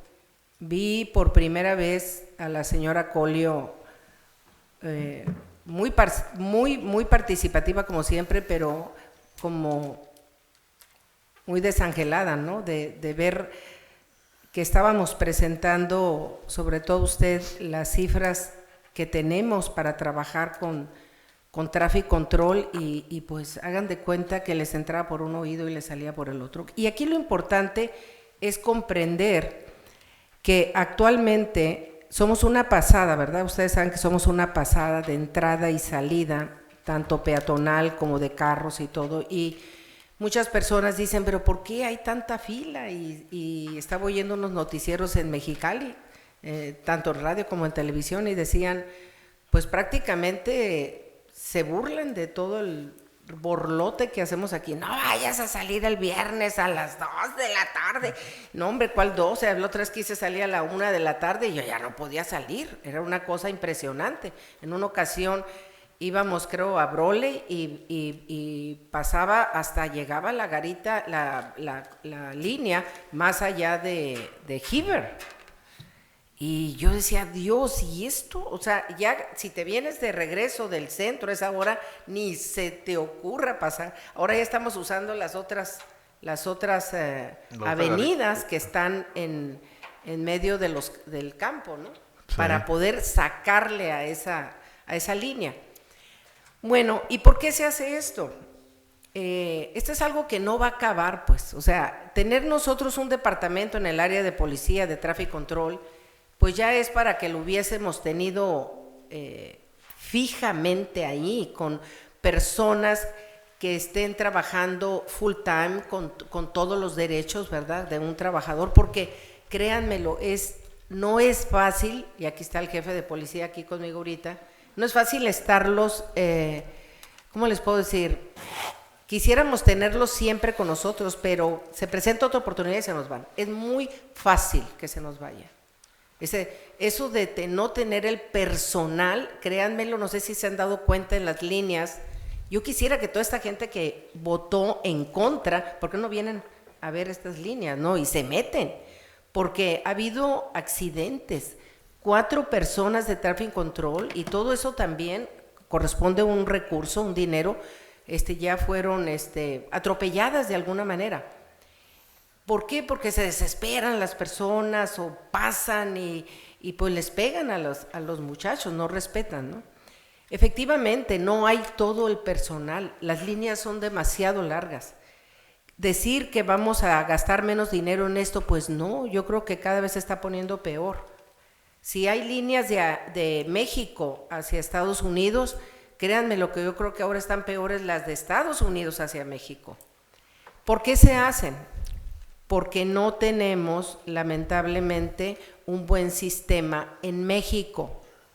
La pasada, hay 10 casetas, esas casetas no siempre están trabajando, a veces trabajan 2, a veces trabajan 4, y cuando trabajan bien, trabajan 6. Entonces, a las horas pico que sale la gente, entonces casualmente se descomponen, o 6 no son suficientes, se necesitan 10. ¿Cómo tratar este asunto? Bueno, es diplomático. Hay que hablar con el secretario de Gobernación en México, con el encargado de aduana, que sí, por supuesto, se hace. Pero aquí no solamente entran los city consuls, entran los supervisores, entran los asambleístas, entran los senadores. A eso me estoy refiriendo. Si todos este grupo nos unimos a trabajar para el beneficio de cualquier ciudad, créanme lo que estuviéramos de otro lado. Llámese de bajar recursos. Lo estamos mirando. Todos ustedes que están aquí, los que me están escuchando, saben muy bien lo que es el tráfico control, cómo controlar ese tráfico tan largo para que la gente pueda llegar a su destino. No vamos a meternos en el por qué se hace el tráfico, mejor se quedan aquí a trabajar y todas esas cosas. Ya sabemos que no hay vivienda y todo ese tipo de cosas. O sea, tenemos que luchar contra eso, sí, pero lo mantenemos todos los días. O sea, si esta reunión que fue hace 10 días o algo así, o 12 días, se hubiera votado a favor de eso, ya estuviéramos, mire, trabajando rápidamente, pero no se hizo así. Entonces ahora vamos a tener que esperar. Estuve ahí como el supervisor Plancarte. Yo lo veía muy renuente ¿cómo se llama? Al mayor de Broley. No se diga el muchacho de Imperial, Amparano, hasta María. O sea, me impresioné muchísimo de ver los peros que le ponían a esto. Entonces, no lo rechazaron, lo dejaron table, pero pidiendo algunas cosas que ya las tenemos, que son, ¿cómo vamos a manejar lo del tráfico? Ok, todo ahorita lo que es la calle Imperial desde el 2017, creo, Raúl, me corrige si estoy mal, 18, ya se hizo un plan para salir por la César Chávez.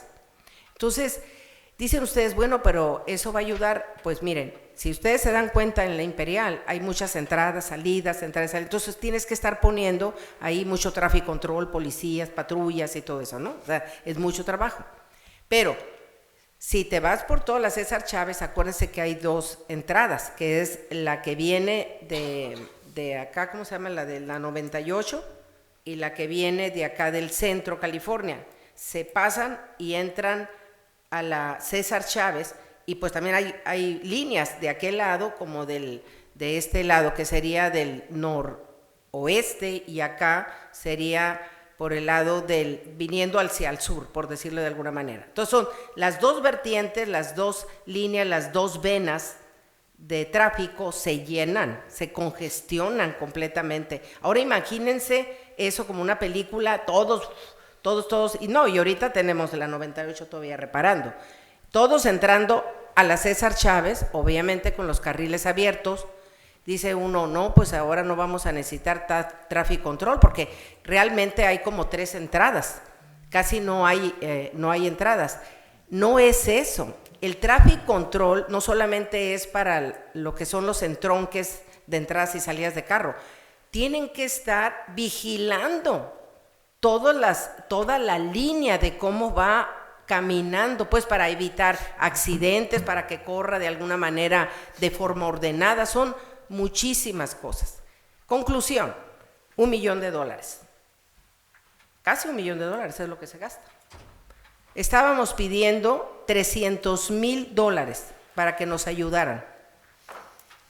Se hizo una reunión de city managers, donde nuestra administradora es la presidenta, y ahí creo votaron, no 300, desde ahí ya les dolía, yo creo, el codo, ¿no? Como decimos. Me bajaron a 250. Y tú te pones a pensar, si ustedes que están aquí, yo les presento un presupuesto de lo que es tráfico control, pues lo van a ver y van a decir, bueno, y deja tú el que ellos ni siquiera lo vieron. Ah, caray, ¿necesitas $1 millón para esto? Sí, necesito $1 millón. ¿Y cuánto ocupas para completar? ¿No? O sea, es la pregunta básica. No, pues $300,000. ¿Por qué? Por esto y por esto.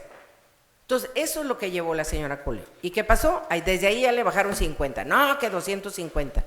Llega a ICTC y quedó table porque piensan que $150,000, piensan, o sea, no razonan un presupuesto, que $150,000 es suficiente. ¿De qué? Suficiente. O sea, y aparte de que es suficiente, nos los cortaron. No me acuerdo por cuánto tiempo, cuántos años, señor Serrano, nos cortaron los 150, ya teníamos. Nos daban 150, ¿no? Bueno, el señor Serrano estuvo ahí, les explicó técnicamente lo que es traffic control. Bueno, olvídense, ni así. La señora Colio, el señor Serrano, el señor Ureña, y nos mandaron por un tubo. Está table. Yo confío en que en esta ocasión realmente hayan estudiado la situación de Calexico y nos apoyen. Hay 2 supervisores ahí, uno se encontró uno nuevo que acaba de entrar, no recuerdo el nombre, estaba un poquito interesado en el asunto, el señor Plancarte de plano no estaba interesado, pero lo que es más triste es nuestro supervisor de Calexico. El señor Eduardo Escobar sabe que aquí tiene su casa, que lo que él necesite o desee saber, porque él no está en ICTC, no está, por lo tanto es probable que no tenga la información completa, pero él representa a nosotros, ustedes votaron para que él estuviera de supervisor. Entonces, digo yo, lo más honrado, ¿no? Es decir, oye, Ureña, explícame, ¿qué onda? ¿Qué pasó aquí? Independientemente de sus amigos y compañeros de supervisores.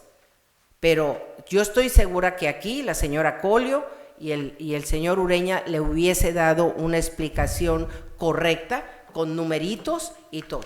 Y así es como, creo yo, humildemente se deben de tomar las decisiones estudiando los asuntos y viendo verdaderamente cómo está la situación. Por último, también creo que no nos apoyó en la carta. Qué lamentable, necesitamos una central de transportes aquí, bajar esos recursos, mas sin embargo el señor tiene algunas ideas.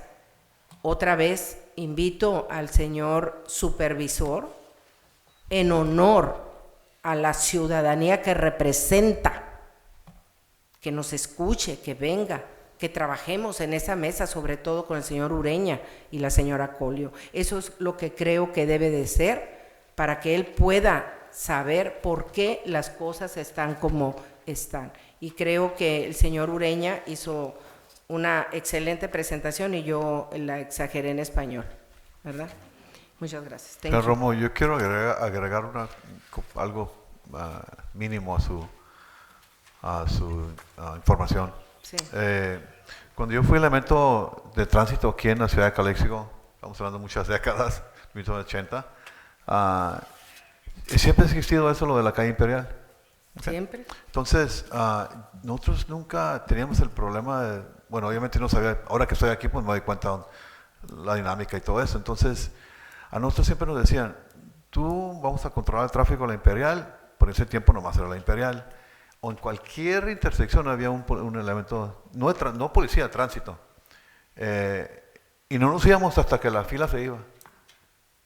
Y sabíamos que en diciembre, los días festivos, ahí viene la fila, ¿no? ¿Por qué? Porque vienen los agricultores, la población y todo eso, pero nunca tuvimos un problema de que no hay tráfico, no hay elementos de tráfico. Entonces, obviamente, pues sí, el dinero es el factor importante en Son otros tiempos, económicamente hablando, Ajá. mayor. Pero el hecho de que la no, inflación, sí, pero el hecho de que tenemos. no quieran, no sé por qué. Entonces yo quiero tal vez para buscar la idea o proponer, no sé si le digo a la administradora o aquí a ustedes aquí arriba, que realmente necesitamos nosotros a ese comité de transportación del Valle Imperial, cuando nosotros podemos darle la vuelta y seguir derecho al estado de California. ¿Usted, Orina, que está ahí? I just want to remind council, this is a council comment, so not a Es lo que not es un comentario, discussion. ¿verdad? Que digo. Yeah, comments. Ajá. Pero es Buen tema preocupante eso. para la próxima. Sí. Okay. Thank you. Sí, un comentario. Okay. Sí, thank you. Tenía planeado hablar de otras cosas, pero pues ya me agarraron ya inspirado. La verdad es que sí, yo no pude asistir físicamente, pero estaba a través de Zoom mirando cómo nos rechazaban y cómo nos despreciaban en la mesa directiva de transporte, de la Comisión de Transporte, diciendo cosas explícitamente como: esta comisión no es para arreglar los problemas de Calexico. Como si el tráfico de Calexico que cruza por esa garita que nos desgasta las calles no fuera hasta Broly, no fuera hasta Calipatra, no fuera hasta el centro, ¿verdad?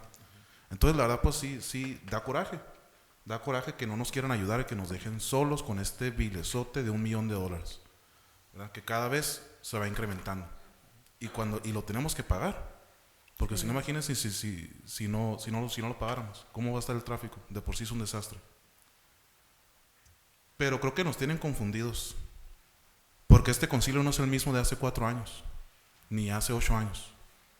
A nosotros no nos tembló la mano para poder sacar adelante ese proyecto de la transportación, de la central de transportación, que duró parado 8 años. Entramos, lo hicimos, no nos tembló la mano. Y no nos va a temblar la mano atacando este problema tampoco, porque hay maneras, y si está mirando, se los digo desde ahorita, hay maneras de que este problema les llegue hasta su casa. Y eso también va para el condado. Si no nos quieren ayudar, como dice el señor Ureña, es cuestión de tiempo antes de que Calexico esté en un hoyo más grande. Así que esto va a tomar medidas drásticas si es que las ciudades disquermanas alrededor no nos quieren ayudar. Eso es en ese tema. Cambiando un poco, no tan enojado, es de que he estado hablando con los ciudadanos. De vez en cuando estoy yendo yo a la Rockwood Promenade, como dijo el señor Perrone, y que por cierto me da mucho gusto que mire la visión del proyecto. Sé que es algo muy controversial ahorita, con justa razón, tienen perspectivas que son válidas, y yo hablo con la gente ahí. La gente ya los utiliza las mesas, se toman sus cafés, están ahí, y yo les pregunto, no me interesa a mí si son ciudadanos de aquí o si son de allá, nomás ser de un humano a un humano. Y me dicen todos que les gusta el proyecto, que les gusta, y me dice, un señor me dijo que ya hasta parece San Francisco, dijo el señor. Pero una cosa que sí me trae mi atención es de que no está acabado el proyecto. Lo bueno que ahorita tenemos dinero para invertir, simplemente no tanto personal, así que las cosas van a tardar un poquito de tiempo, pero sí faltan sombras, faltan luces para seguridad, al igual que una cosa que me han comentado muchos, ya sea por internet, a la vez que también hablando con ellos físicamente ahí, es que hacen falta baños, ¿verdad? Que es algo que pues hasta cuando yo estaba sentado ahí estábamos pidiendo hace años, y así que yo creo que tenemos que empezar a mirar honestamente las finanzas para poder incluir un baño público en la ciudad, en el centro de downtown. Y también no nos podemos nomás quedar con los brazos cruzados cerrando esta calle y no empezar a hacer eventos, ¿verdad? Porque la idea entera de esto era que por fin tengamos un lugar, un estilo placita donde se pueda hacer espacios comunitarios, ya sea como hacemos los Starbucks en los outlets, porque no lo hacemos aquí. Y hay muchas ideas, ya empecé a hablar con ciertas personas claves que han formado parte en eventos comunitarios, que se han tomado parte en otras partes de la ciudad, pero ahora ya tenemos un espacio central en donde hacer esto, ¿verdad? Va a tomar un poco de tiempo. Yo creo que la gente, mientras va mirando más el avance y los eventos, se van a ir convenciendo, pero que me viene otra cosa de eso, de que nos juntamos, señor Ureña y yo, con los líderes de Neighborhood House, al igual que United Farm Workers, para poder hacer un evento ahí, celebrando la vida de César Chávez en el Rockwood Promenade, que hasta ahorita es marzo 30, y así que es un evento familiar, pues si quieren asistir, pero claro que todavía faltan detallitos, pero eso va a salir más adelante. Será todo por mi parte. Gracias. Gracias, Gilberto. Thank you. Sí, García. I echo the concerns of transportation, traffic control, and all this issue that has been going on for years. This is not something new. I mean, this is something that we inherited also from previous administrations, and I really dislike, even using that term, previous administrations. But I think someone said it that, if at the local level, there is a lack of, support, maybe understanding of the issue. Someone said it, we need to maybe reach out to the state level, maybe other organizations such as the SCAG. SCAG promotes, transit, walkable communities, innovative approaches to transit, solving transit issues, clean air. So I think there's some other resources. Again, I think it's a good idea if maybe within this council, and I'm not going to get into the discussion later on, probably this could be an item for us to kind of like maybe form a two, kind of like a two-member committee from this council, maybe some community members too, to look into this issue. And I think, getting ideas from the community, doing the due diligence, I think, this past weekend, we really saw how our representatives, whether at the state level or federal level, they're interested in helping out. So we have to capitalize on that interest. We have to capitalize on that availability for them to help us out. So if we can work on that, but I'll put it better in the next, turn to speak as a future agenda item. That's on that. And then also, going back to these events that took place over the weekend, going to the open houses for all of our representatives, I think it was great to see them, to hear from them, to even hear some of the commitments that they have to this community. And it's part of that. It's part of, going back to them and kind of like just take up on that opportunity that they are offering to us to help us. So I think I saw all of us there. It was great to see that also, because I think this is the first time that I see the entire council attending this event, which is great. Then also on Saturday, which I thought it was an excellent event that was put together by SDSU, the ASG students. I think this is an opportunity also to create a healthy approach to events to our community. Unfortunately, I didn't see a lot of participation from the community. I know that there were people from out of Calexico that came out. It was a good turnout, overall. But I think, not putting too much also on the staff, but I think those are the type of events that we need to continue to promote and support, because it goes back to walking, exercising, making our community friendlier, safer. So probably we can work on that.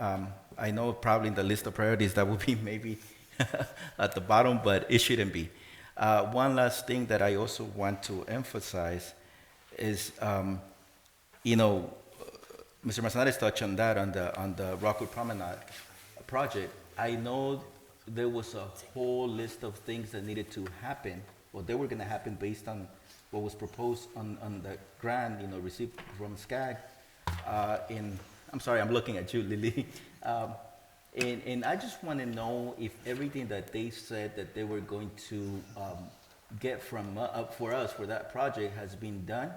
I know they talked about shades, and that's something that Mr. Manzanares, mentioned. Lighting also, that was also something that was mentioned. And then one important thing too to remember is that this project was timed. That it had a sunset clause type of thing, and then after that, the city was supposed to, or we're supposed to pick up the cost of this project. Mm-hmm. So if we could just revisit that, but again, I don't. We can put that as part of an agenda item or just a report, because it's something that we need to revisit. I know that instead of having those barricades that we see that they're not too appealing, the idea was to put planters, something more aesthetic, pleasing, So, but there were a lot of things said. There was some input that was asked from the community. So if we can just maybe get an update on that. All right, thanks. Thank you. That's it. Okay, and I'd like to close with just one item, for consideration of the City Council and in anticipation for the Taiwan trip, if it does occur. Our City Clerk, Gabby Garcia, put on an excellent plaque that we're going to take to Taiwan. And I'm going to pass out some copies here. We should put on a plaque for consideration. I think it'd be a nice gesture. We will be meeting with five city mayors in Taipei, and that will be our little gift for appreciation for the trip. So consideration on that. Thank you, Gabby, for putting that together. You missed your calling. You're an artist now.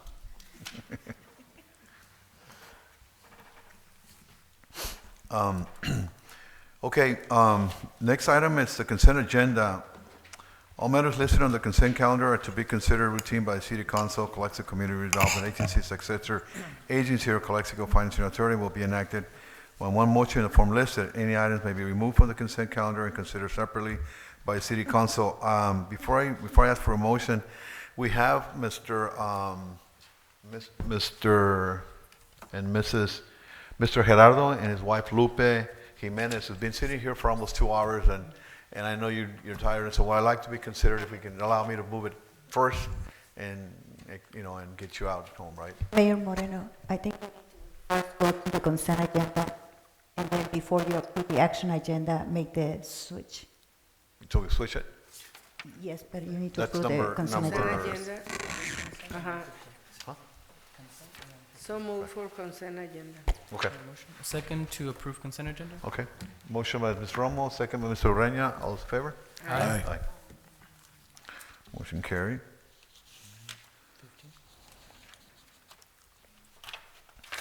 Okay, we get to item 15.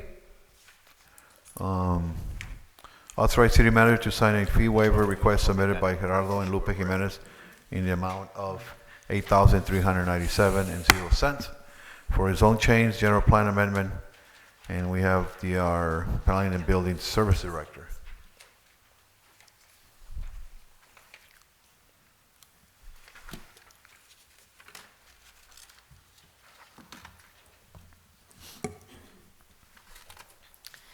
Good evening, council, staff, and members of the public. Good evening. The item before you is a request for authorization to the city manager to sign a fee waiver submitted by Gerardo and Lupe Jimenez in the amount of $8,397 for a zone change / general plan amendment. Background on the request: on November 20th, 2022, an application was submitted on behalf of Gerardo and Lupe Jimenez requesting a conditional use permit to allow the use and construction of a multifamily apartment housing project proposed to be located at 947 Heber Avenue. Prior to the submittal of this application, staff met with Mr. Gerardo Jimenez to discuss the potential project. Mr. Jimenez was informed verbally that the proposed project site was within an R1 single-family residential zone, and due to the R1 zoning, the type of proposed development was not permitted due to the zoning ordinance. So, any questions? Just finish the sentence. I'll ask him a question right now. Okay, so the request via conditional use permit was not allowable. So the applicant was informed that they would have to go through a zone change process / general amendment. And that is what has gotten us before the council this evening, because the applicant is requesting a fee waiver. So I'll stand for any questions. My principal question is this one. Is there a reason we can't do a city-initiated zoning change? Because if we can be just a little bit more patient and like just take care of the zonings, that way we don't have to go case-by-case basis for fee waivers. Because fee waivers, financially, I mean, it's not something we necessarily want to do, but we want a project like this to continue. Is there a way to just have a city-initiated zoning change in sectors of the community to make this possible? So it would entail a process, and the process requires public outreach efforts, and it's not just one; it's multiple efforts. It requires CEQA, so California Environmental Quality Act. It requires us hiring consultants. So it's not a simple process because if we did a city-initiated zone change and the city absorbed the cost right now, it would be considered spot zoning. So you only zone one parcel. So when an applicant comes before the council or to staff and they apply for a zone change, they're taking the burden of the cost for their project. They're liable for CEQA. We do the process, but if there's any costs associated for traffic studies or consultants, they absorb the cost. Is this the same? Because what I'm proposing is to do city-initiated zoning changes, but for sectors, for swaths, not for any parcels. Would that be different?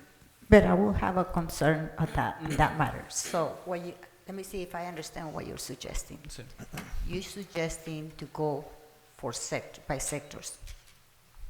Let's pick a random sector 1, the west side. What if an applicant comes from the east side? What do we do to that client? So I guess my question will be, like Ms. Tylinda mentioned, it's a whole process, but it will cover the entire city, because if you go by sectors, it will be very difficult, because then we will be some individuals left behind while we'll take care of others. you are absolutely correct. I just propose sectors, but if it's easier, then do the whole city at once, because this is a kind of change that we want, right? And if it's cheaper to do it that way, we should do it that way. If I may, it requires, so when the council is, let's put the request aside. If the council were to give direction to do a city-initiated zone change in efforts for more housing, there's what is called a best use analysis. So we would still have to hire consultants. They would do the entire city, and then they would bring back that information and tell us, okay, these sectors, the best use and what's currently there, legal non-conforming uses, what can go there, what should go there, how should it grow. Then it would also entail, it's quite complex, a service area plan, so updating the SAP to see how the city's going to grow. So is it going to grow east, west? We know it's not going to grow south, so it's growing north, east, west, and that would also dictate how the city moves and what comes back. ¿Cuánto cuesta? Because that sounds like something we need to do, and it is precisely what we're behind on. So if we can just kill all the birds with one stone, ¿cuánto cuesta?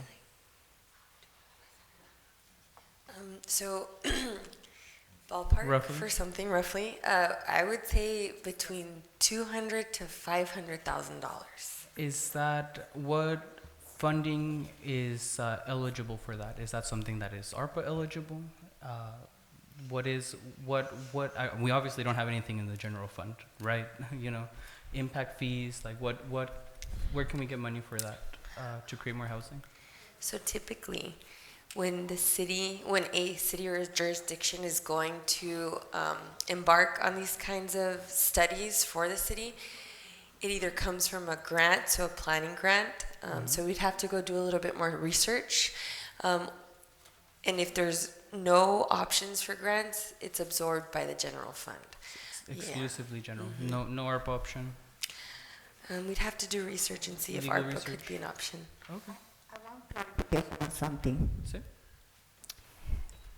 I just want to make sure that we're on the same page. Yes. We have many complaints. We receive many complaints from residential houses in which they have been permitted to have an accessory dwelling, Yes. 2 apartments, right?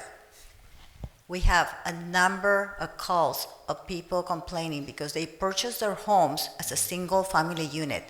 You're in a nice neighborhood, and all of a sudden, because the state is allowing an additional dwelling, they're complaining about the parking lot, the parking being flooded with cars and everything. So my question to you, I'm not opposed, I'm not the state. The state implemented It's the that, state, yeah. which is fine. And we're gonna do what you requested us to do. But I wanna warn you that if the request that we have today is for 4 units and 1 original residence Yes. unit. So So that's a huge difference. I completely understand, and my response would be this one. I specifically, and I'm talking about myself as a council person, and we'll see what everybody else thinks, but I specifically want to go through that ordered analysis and that ordered process so we can plan effectively to accommodate that kind of housing, because it is possible. Other cities have done it. They usually have some kind of like, parking passes that the municipality organizes where the streets are painted, certain codes. And no matter what, the city does have to accommodate more housing. I'd rather we do it as a whole city in an ordered way to address all the concerns, as opposed to going one by one for fee waivers. Like, I'm not comfortable with this fee waiver. If we're gonna do this, let's do this in an organized way where we can just level out where it's appropriate and how we're gonna handle issues like parking, public safety, and other things. So I do agree, and I do see the problem. So now, go back to this. Now we need to go back to this specific situation. What would you like to do? Well, I'd like to hear from the family, right now, if I may. Can you guys come up here? Thank you.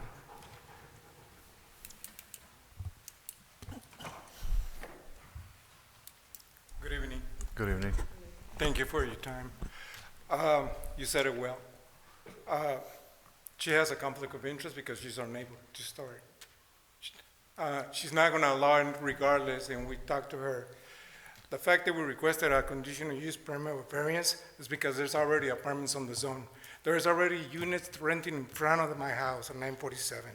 So I don't see a reason why we can't do a variance and go through the process to the planning committee. We don't need to stop here. Then the second thing is that if I pay for the money, it's not a guarantee that I'm going to build. It's just for the process to flow. So it is, for me, I'm in a business of not losing money. And if I'm going to just throw $8,000 for, maybe yes, maybe not, or do the favor to everybody, and so, like you said, save the money for everybody else, it's not a business. Now, there's a shortage of housing. There's a big list on the housing authority. Her agenda on her plan says there's no housing, and there is a big list. Mr. Delgado, I want to stop you right there. Please direct your comment to us, not to staff, okay? Okay, sorry. Just please be careful. I'm listening. Yeah, we're listening. Just to us, please. Okay. Okay, so the reason we're here today, we really don't even want a rezone. Right. We want a variance. We were led to be here at this point. And we're a small business.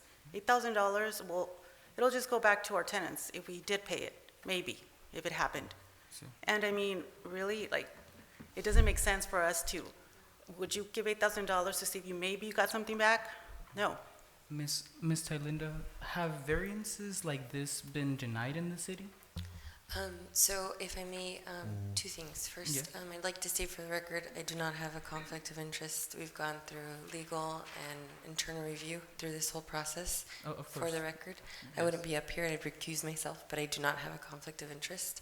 That's one. Second, this type of request so when you have a zone where it's commercial, residential, industrial, in this case it's commercial, there is a list of permitted and not permitted and conditionally permitted uses. So a variance process is for performance and development standards. Okay. It does not apply to the use, because the use is, can I put a chemical plant here? Yes or no?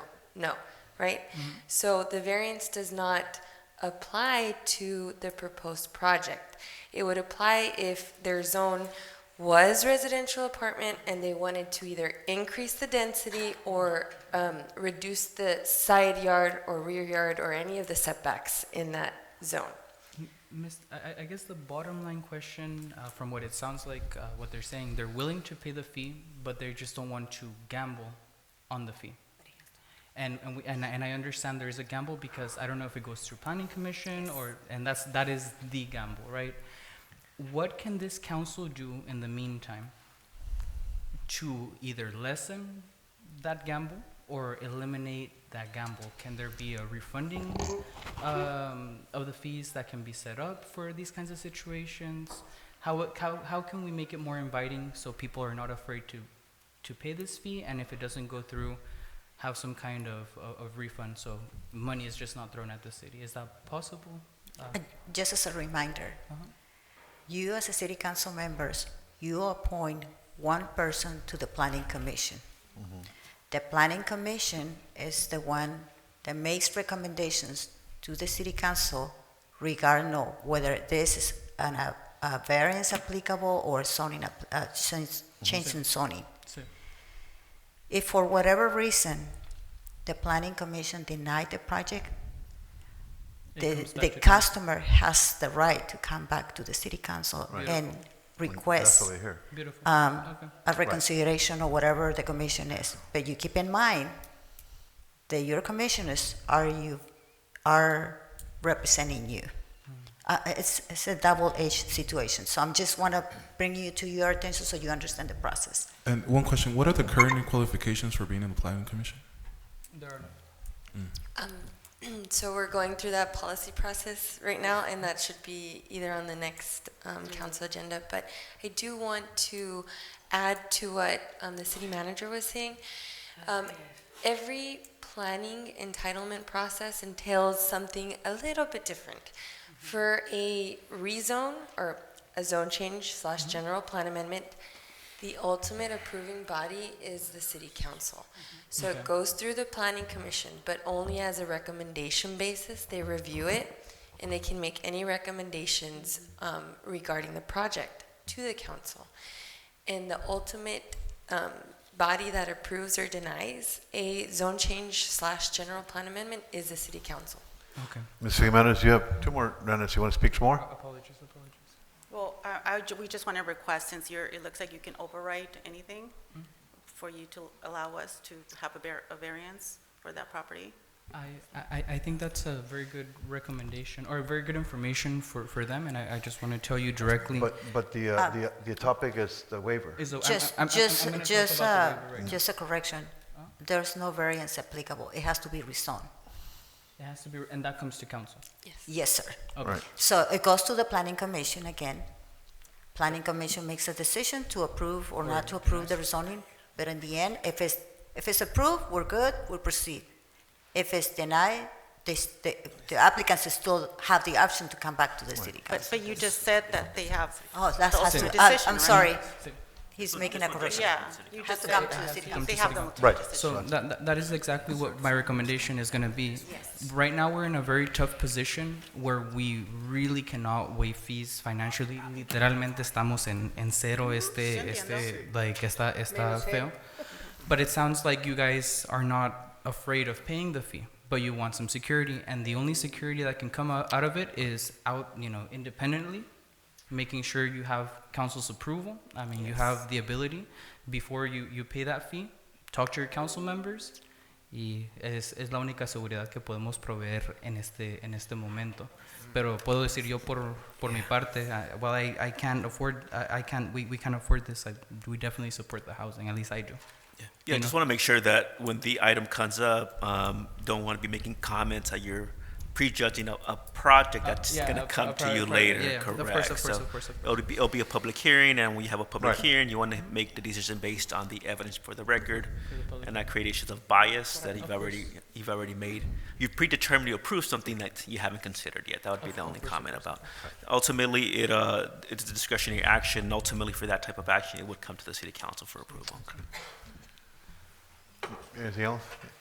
No, I just. No, I mean, the apartments that we have, it serves the community well.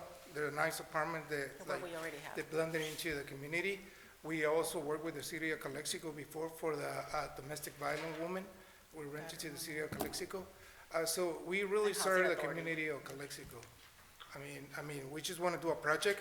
The fees don't stop here, as you know. Each unit is about $10,000 plus the sprinkler systems, water meters, and all that. It's a humongous amount of money just in the city that is spent for, I mean, we don't want Right. to waste any more money, so, Yes. I mean, And Right. you guys just talked about having financial difficulties. I mean, this would alleviate that, right? right. Okay, Not only that, that we pay a lot of property taxes that benefit the city of Calexico. okay. It's a win-win situation. All right, well, thank you for your comments. Thank you. We also have another, anything else? We also have another speaker on this matter. Yeah. Speaker. Belinda Alvarado?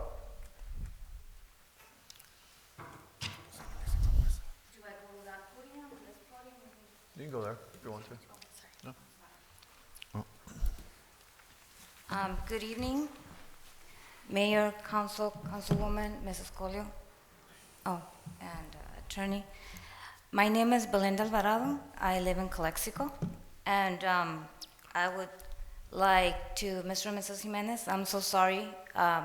I am the owner of contracting firm here in Calexico for the last 40 years, contracting and engineering, and my comment with no pun intended for any of you, but my family, I have a family business, and we've been building apartments and houses in Calexico for over 40 years. Ourselves and other builders have always played by the rules and paid. It is true, it is a gamble, and I'm here to tell you that, you know what, it is. When I have to pay, we pay, but we tell the client, the customer, up front.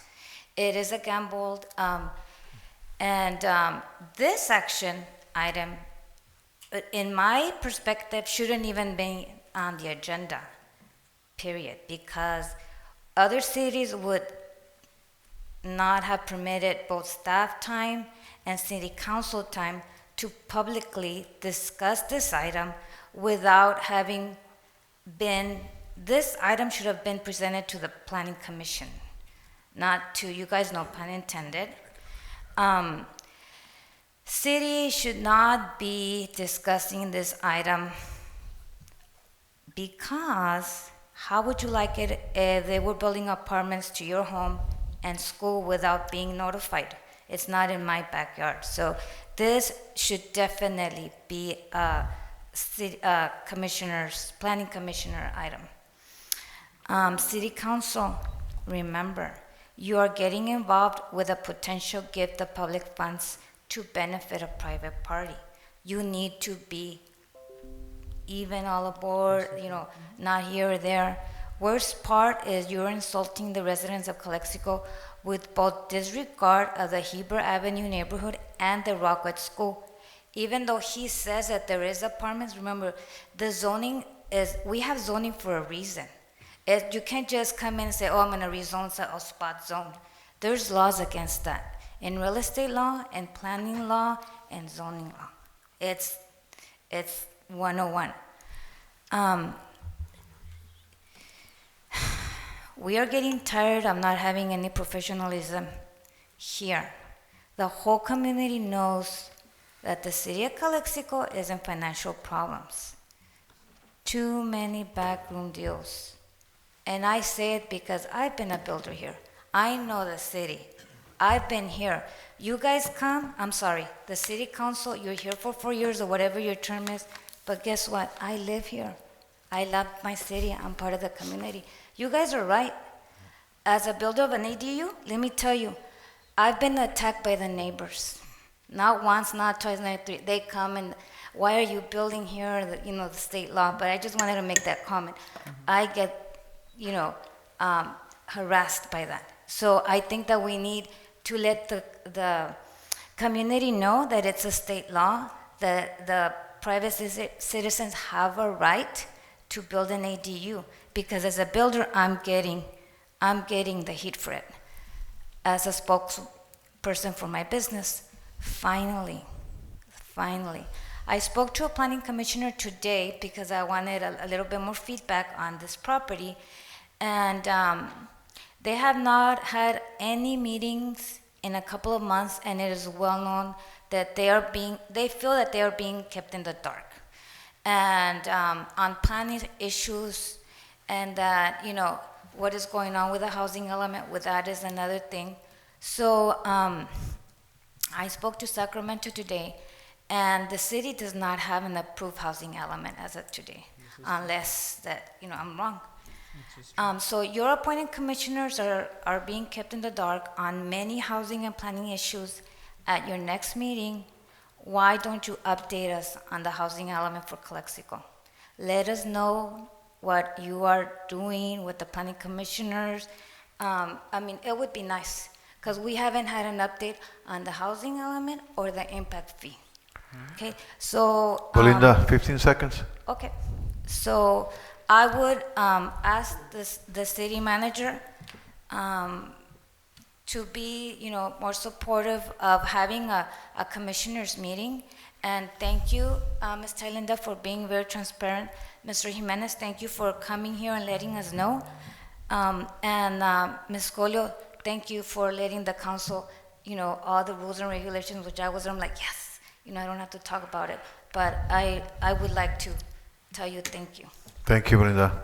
Ms. Cole, one question. How's our housing element here in our city? So about maybe like 2 years ago, they started a process with the housing element.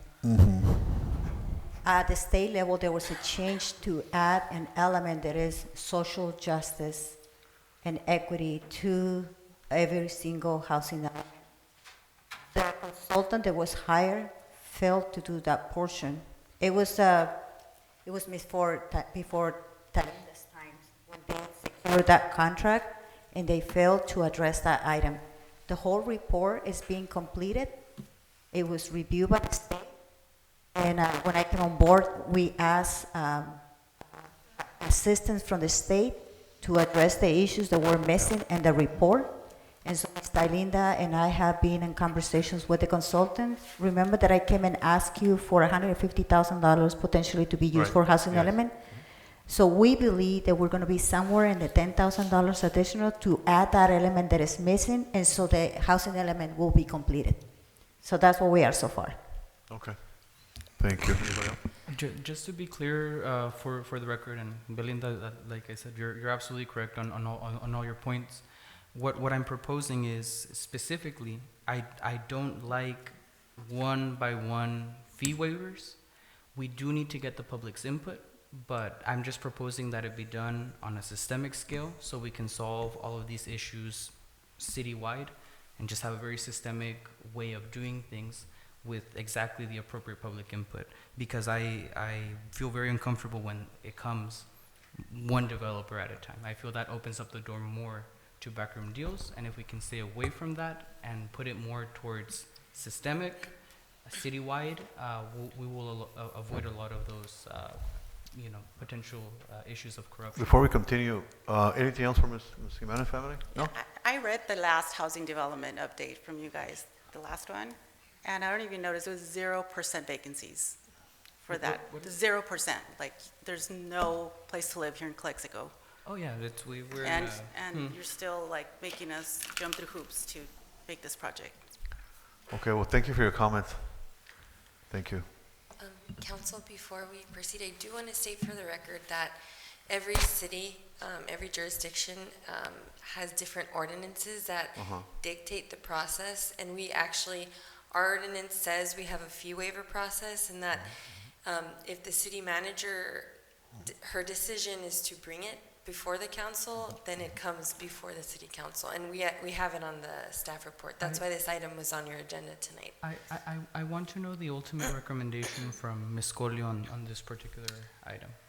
How do you think council should go about this administratively, logistically? What is the smartest thing to do here?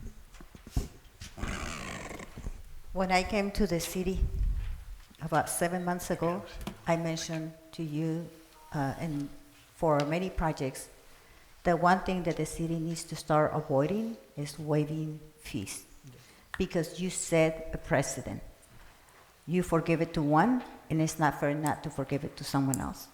How do you expect us to cover the expenses that we incur with staff and everything if you waive those fees? So my recommendation is not to waive the fees. They can go through the process at the Planning Commission. They will have to follow that process, but be aware that you will have public comments. The process requires public comments. Public hearings. And you're gonna have to be prepared for those public comments and make a decision. That's the only recommendation that I can make. I wanna follow what we have in the protocol and avoid waiving fees. I will continue insisting, but ultimately, you make that decision. And I agree with that recommendation, but more specifically, do you think, do you agree with me that it's a better way to go about this citywide, with these consultants and just start tackling the zoning problem de raíz? And I will have to also warn you about that, because what you feel that we need to do in order to rezone many sectors of the city, Sí. you have to remember that there are people sitting in those houses that might not want these areas to be rezoned, because as I mentioned before, we receive calls on a weekly basis. Of course. People complaining about having two dwellings, too many people, and sometimes living 3 or 4 families in one property, one lot. Perhaps people are not going to be happy with that. The residents are not going to be happy because they already have the residence and the way that they live. And if we start changing the zone to increment the density, they might not be happy about it. You need to be prepared for that. At the end of the day, we are the staff. We come over here to implement the policies that the city council decides to do.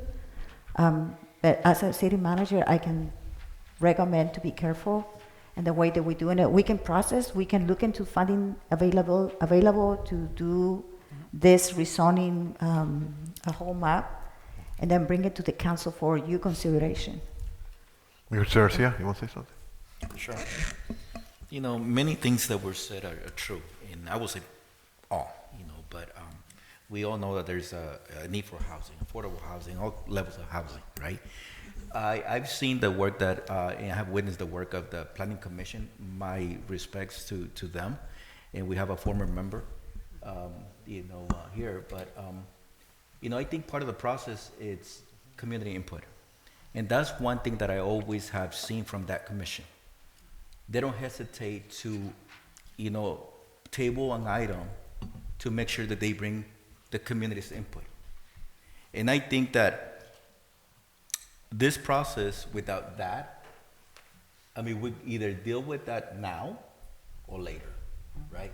So, and I think if we do it now, if we go through a process that is gonna be equitable, that is gonna be well thought out process, I think it will save us a lot of headaches, a lot of resources that we don't have, and we do need. Okay, so there's no question about that. Now, I also have seen the impacts of what we have going on right now. I've seen the impacts on the west side of town, on the east side of town. The east side of town is one of the newest part of Calexico.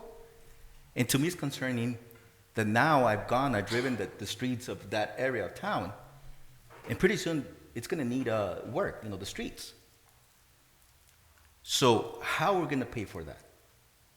But I also see that, I see lots of cars parked on the street, parking, and it's supposed to be a single family home.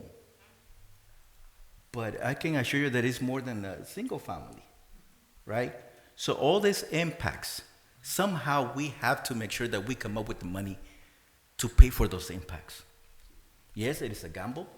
I think we all gamble on a daily basis, but it's part of just doing business. Now, one thing that I do want to stress, and that we have been talking about, and I think, Lisa, you had some great ideas way back when you were bringing your ideas about revisiting some of the fees, and I think you were onto something, right? But I know you're very stretched, really thin, in your department, right?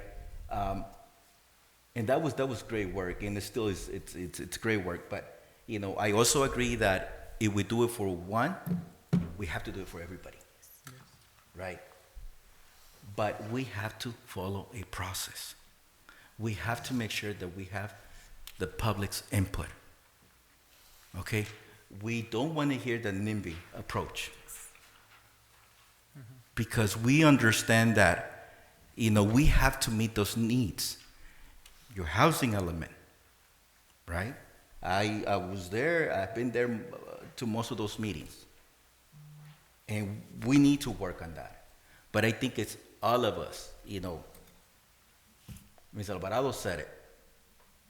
Many community members know about that. We don't have to be experts on that subject matter. We need housing. But it has to be in a process that is organized, that we all contribute, and that we don't have to go back and do this twice. We can afford that. So what I would recommend, again, I'll wait for the vote, but maybe if we can go back and do a more thorough process with input, once, time, hopefully, and invest in something that will benefit. But that's why, we have zoning laws. That's why we exist how we exist. We're not in a country where we have a family unit and then we have a factory building whatever. So there has to be that. I'm not an expert, but I'm expected to get expertise from the experts, you. So, in the community. So with that, those are my comments, and I reserve my vote for when that comes up. Thank you. Anybody else? I have a comment. First of all, I want to thank you, Gerardo and Lupe Jimenez, for, I disagree a little bit with what you said about this item being in the agenda, because I love that this item is here, because we can actually finally talk about housing here. And there's some brilliant ideas that have been brought up forth. Unfortunately, like it was mentioned, if we set a precedent of waiving fees for particular parties, that kind of opens up the door for people with special interests trying to influence any one of us to vote a certain way, right? And it was mentioned that we already have like lack of parking outside of houses because we have 3-4 families living in single family homes. So if we work towards a citywide, zoning plan like Mr. Ordeña proposed, we would actually be alleviating some of these parking spaces because we would be taking families outside of like single family homes, todos ahí arrumbados, and into apartment buildings, right? So, I love the project. I saw the blueprints and it looks beautiful. I just have to, be mindful that if we waive this for you guys, we would have to waive it for everyone. But with a little bit of hope, saying that I think we can work towards a policy that actually makes it easier for people like you that wants to, build things and provide housing due to the current housing crisis that we're kind of suffering through. But yeah, I thank you guys for actually being here and bringing this item here. Thank you. Thank you, Mr. Nacional. Mr. Romo? We need new processes de códigos nuevos, ordenanzas. Tailinda ya lo habíamos visto. Okay. Tengo la triste noticia de decirles que en el sector donde yo vivo, los vecinos van a venir aquí muy pronto porque no tenemos vivienda pues en Calexico, ¿no? La vivienda, la poca que hay está subiendo de precio muchísimo y las rentas están así fuera de orden y hay fraccionamientos, al menos el donde yo vivo, que es el que me consta, que no están permitiendo ya, aunque lo diga el Estado, no quieren tener en una vivienda varias familias, porque lo había platicado con la señora Colio, porque están muy molestos por el estacionamiento, no puede pasar la basura, necesitan más botes, más servicios, que la policía, que se van a pelear todos ahí, bueno, hacen muchos cuentos, que puedan ser ciertos o no. Pero sí necesitamos, con todas estas pólizas que están llegando del Estado, definitivamente necesitamos hacer nuevas ordenanzas. Eso es lo que pienso. Diga. Acá en el micrófono para que se grabe, disculpe. Ustedes hablan del estacionamiento, aquí hay problema con el estacionamiento. Haciendo apartamentos hace alleviate, porque hay una estructura donde tenemos que tener como 1.5, 2 apartamentos, 2 estacionamientos por apartamento, pero ADUs no necesitas tener estacionamientos. So, eso es como hace sentido a apartamentos a que sean ADUs. En el caso lo estoy viviendo yo. Es una vivienda, ¿conoces lo que es Calle de Oro? Son viviendas muy grandes. Y Just remember, council, we have the topics, the fee waiver.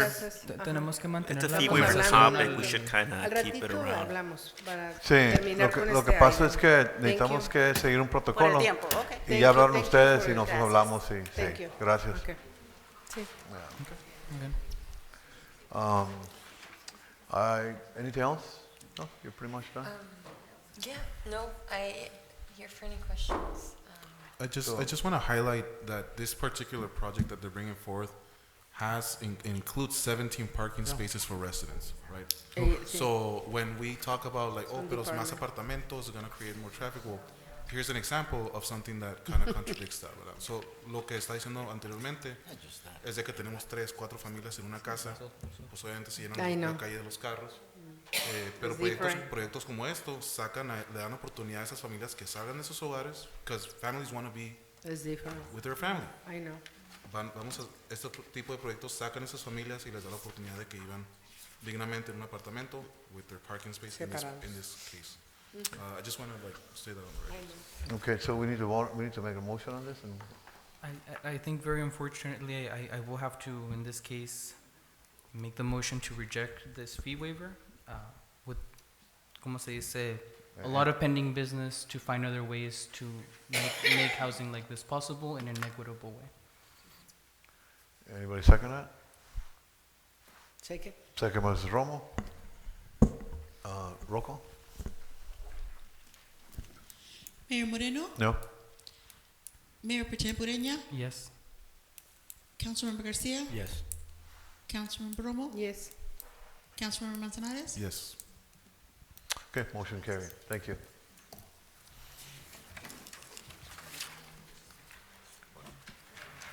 So, I have a question.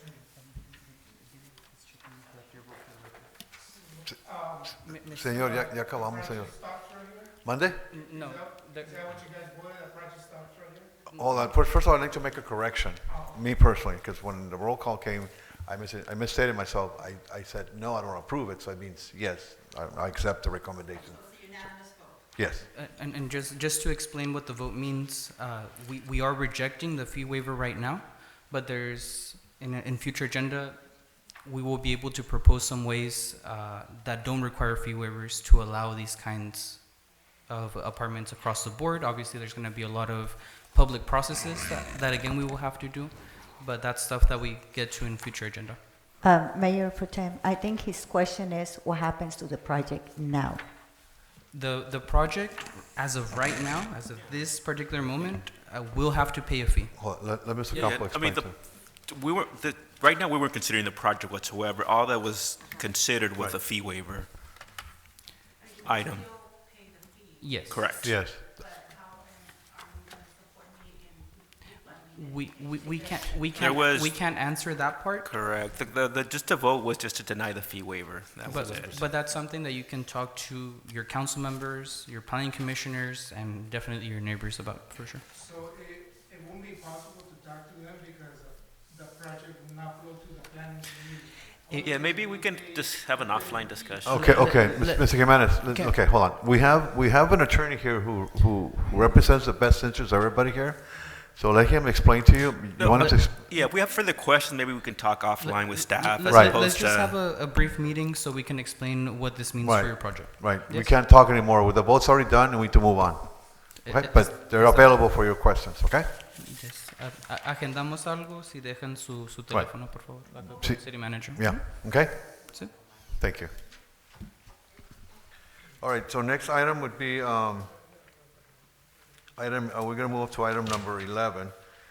Consideration of request by Councilmember Romo for excuse absence for the city council meetings on March 1st, 2023, March 15th, 2023, and April 5th, 2023. Mr. Romo? Bueno, tengo que estar con mi hija, es cosa de salud y deseo estar en las juntas en Zoom Okay. para no fallar en las reuniones. And just for clarification, Mr. Campos, can you help us a little about why this has to be come up here and approve and according to the municipal code and? Yeah, Courtney, you can potentially vacate your seat if you have for 60 days unexcused absences. So the request is to request the absences or to obtain permission from the city council.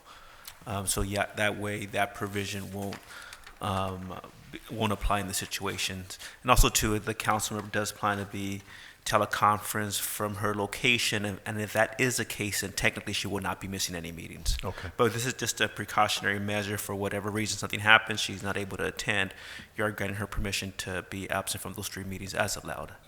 Okay. So if for whatever reason, whether it's technical difficulties that Ms. Romo could encounter, she wouldn't be counted as a... Correct, and that's the reason this item's here before you.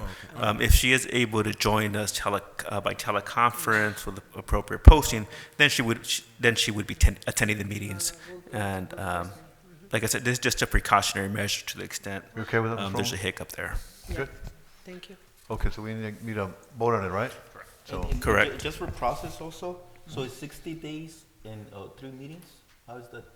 Or is both? Because the clock starts today. Okay, It's 60 days. okay, 60 days. And then also, on process 2, I see that there was an email sent to Mayor Javier Moreno. So I think next time if we can go through maybe the city manager and also, the city clerk, because it should be to the council. I mean, you're asking the council, right?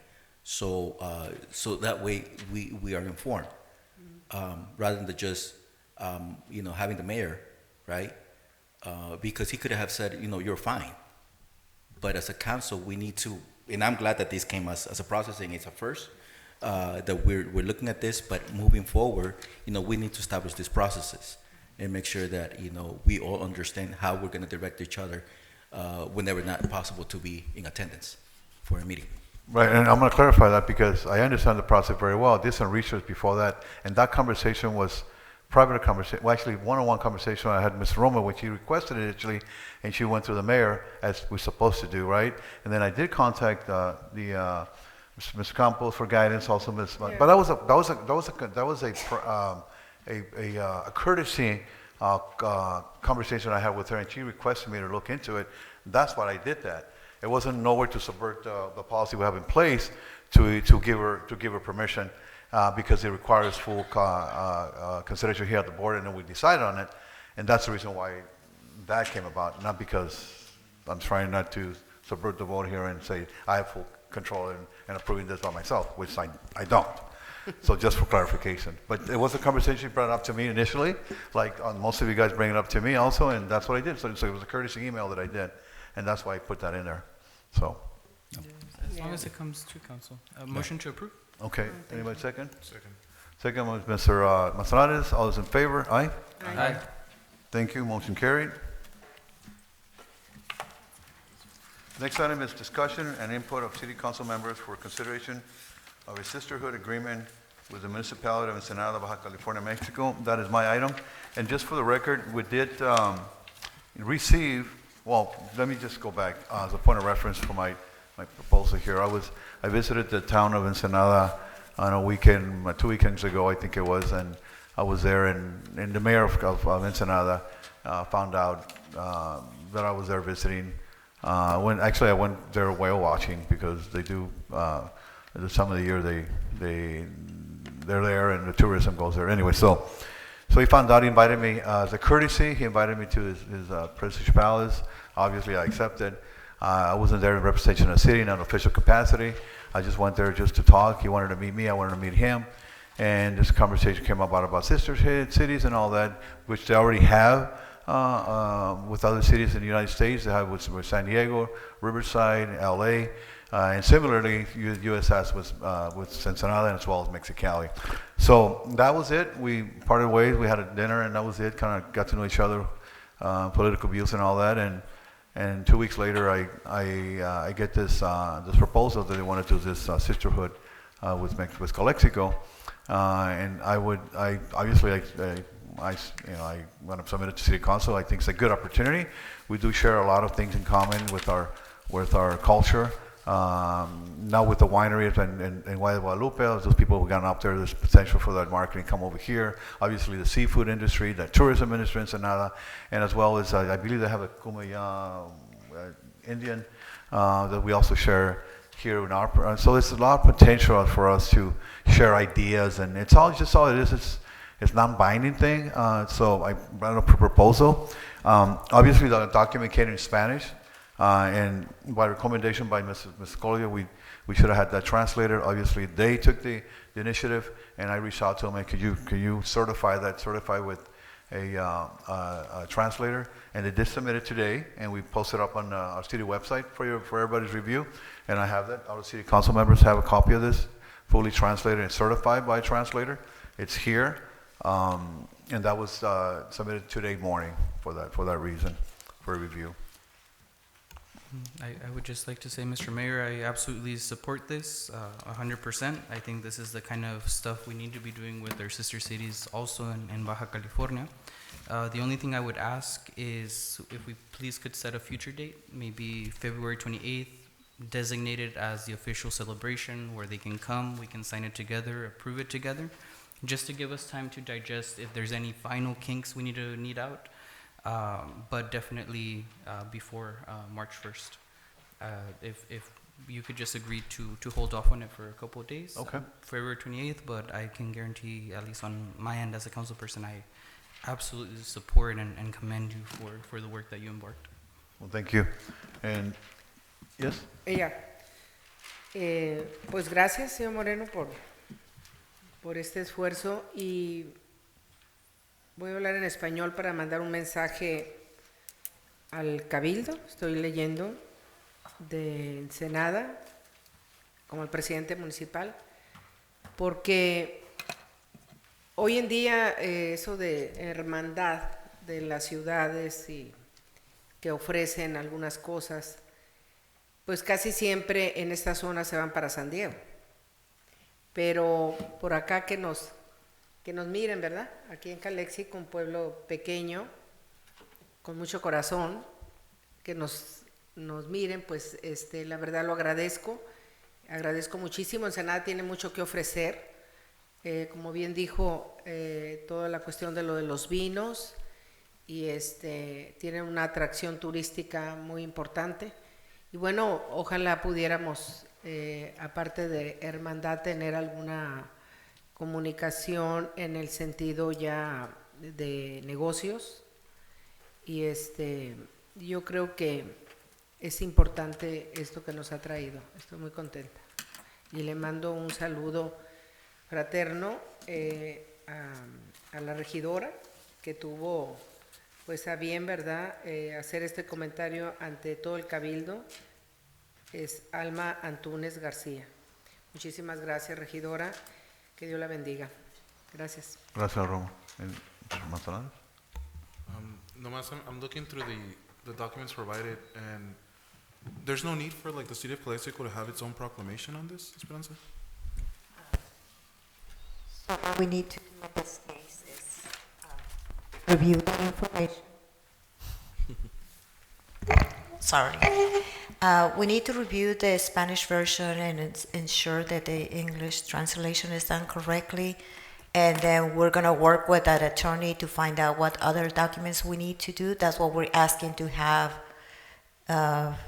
with your approval, of course, schedule another day for the celebration or the signing of the document. Okay. That's why we need guidance from the attorney. Okay. And what day?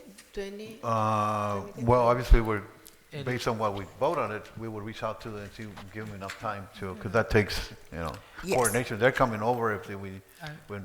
I'm only saying 28 because I know you guys have a trip to Right. Taiwan, so you guys come back on 26.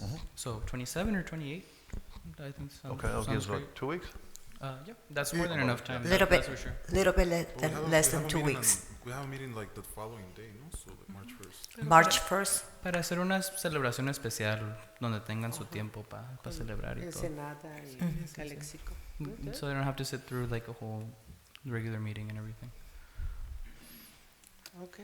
We just need direction on which date you would like to have it. So, okay, so we vote on it, and if it does get approved, well, what I would do is, based on what I hear here, Yes. is that reach out to them, see what their agenda's like, invite them Yes, potentially the 28th, yes. and then reach out to you guys, and if they agree to it, let's work on the details, Uh-huh. and then do a special meeting for that, Yes. signing of that, an agreement, and invite the public. Obviously, they have to come over here with, so yeah, and then plan for that. I would like Sounds to good. second that precise direction. Before, you do that, I think I concur with Mr. Manzanares', question, So they have their, agreement here, which is fine, I support this. But we also need to do our own, so that way they have it also in advance, rather than just voting and then they come in and just sign. I mean, they also, usually that's how you work things out, right? You send your, proposal back to them, and it has to go through their legislative process, just like what we're doing here. Sure. So I would prefer if we can have that first, right? And I think, Ms. Colley also said that, she would like to review it also, because it is my understanding that this translation just came in earlier today. Oh, Well, oh. the translation came today, that item came on Thursday. Yeah, I'm talking about the translation, right? Yes, today. So based on that, and I don't see no concerns, but again, just for process, I think we have been talking about processes. So we ourselves have to hold, ourselves to that, because if we say, well, you move forward, which I don't see that it has any, because this is more ceremonial than anything else. And hopefully, this can be more than that. I think I heard someone about economic opportunities, going beyond that, cultural, exchange, what else can we do? And I think, it should carry a little more weight. It should be also put on our behalf and send them to, Ensenada for the, council to approve it over there. And I think it's just part of the process, and then it gives more time to plan for a celebration. Maybe I think in the past, remember Gabby telling me that maybe we even also, previous council will go to that sister city, and do the visit also. So planning something like that, be reciprocal. But I think it needs to be taken a little more into a process. I think that's exactly why, and those are just concerns. I think these 14 days or 13 days that we're proposing Right. will give us exactly Whatever you think is, the you time. need. Yeah. That's what I think the 28 will work for us. Okay, if you think that that's what you would need, and to make sure that we have that exchange and that they can see what we are sending, that should be fine. Wait, Mr. Campos, a real quick question. Since we're alluding to potentially creating a document, right, to invite, would this be suffice? It's translated already, certified. Correct. I did notice some little minor Okay, discrepancies. They weren't large, but I just noticed a Okay. couple. We'd want to review it in detail. Okay. But yeah, I think that we would follow we'd want to have the same agreement, so it'd be the same format. It would just be, we want to Okay. both be signing the same document. That's why, we just want that extra time to make sure they're both consistent. about- It shouldn't be too difficult. Yeah. About the statement that we're going to send to them, who do you think would be most appropriate in this council to help you? Or is it going to be you and Romo, Manzanares, Camilo? Well, I mean, Roma wants to volunteer. ¿Entre ustedes dos pueden hacer la carta? Sí. Una bonita para mandar a Ensenada en estos días. Okay. I see. Not quite understand that, so let me go back. Camilo said that we should have our own statement, and we just need to decide who will write that statement, so we can approve it on the same day. Okay, so. No, my- but I think they can work on that also, and you maybe can have input, or, Input. yeah, just so we can, that's why I was asking, do you have enough time? You said that you did, so. Yes. Nomás quería designarlo a los regidores that will work with staff to make that happen. Okay, just need a motion for that? Ya está la moción. Ya está, okay. It's just direction, right? Mr. Campos, or do you need a motion? Correct. Let's take a motion since we have the agenda. What should the motion be? So What's the motion right now? La moción la hizo el señor Moreno y So wanna retract the secundó motion? el 'Cause he- señor Ureña. There was no motion made. I don't think so. What motion would be made if there's a variability in when the celebration is going to be contingent on? their Okay, then schedule? we don't have to specify the date, but we'd bring it back, and we could poll council, but motion could be to bring back this item in a formalized, excuse me, but yeah, they're asking for it. It's discussion and input. Yeah. discussion and input. Okay, yeah. Oh, then no, it is under either or, potential we action. can- Yeah. I mean, we could take it as a motion or just give us Well, direction. I'll just try, I'll try my best to make a motion. I'll make a motion to proceed in creating a proclamation that we will send to them, contingent on their availability, schedule a special meeting for ultimate ratification of the Sisterhood agreement here in the city of Calexico. Is there a second? And 28 second, 28. Okay, Contingente September lo que 20. okay. all right, all those in favor, aye? Aye. Aye. Thank you, motion carried. Item number 13, approval of the following action items. Number 1, adopt a resolution authorizing the city to accept additional 18,530, I'm sorry, 18,530,047 cents from the state of California for the State Water Resources Control Board for the construction of the New River Project, Calexico Reach Project. And you want to go one by one, or you want to just go, You could do Mr. the Campos? staff report. That's 2 items. You want me to go one by one, or just read all 2 of them?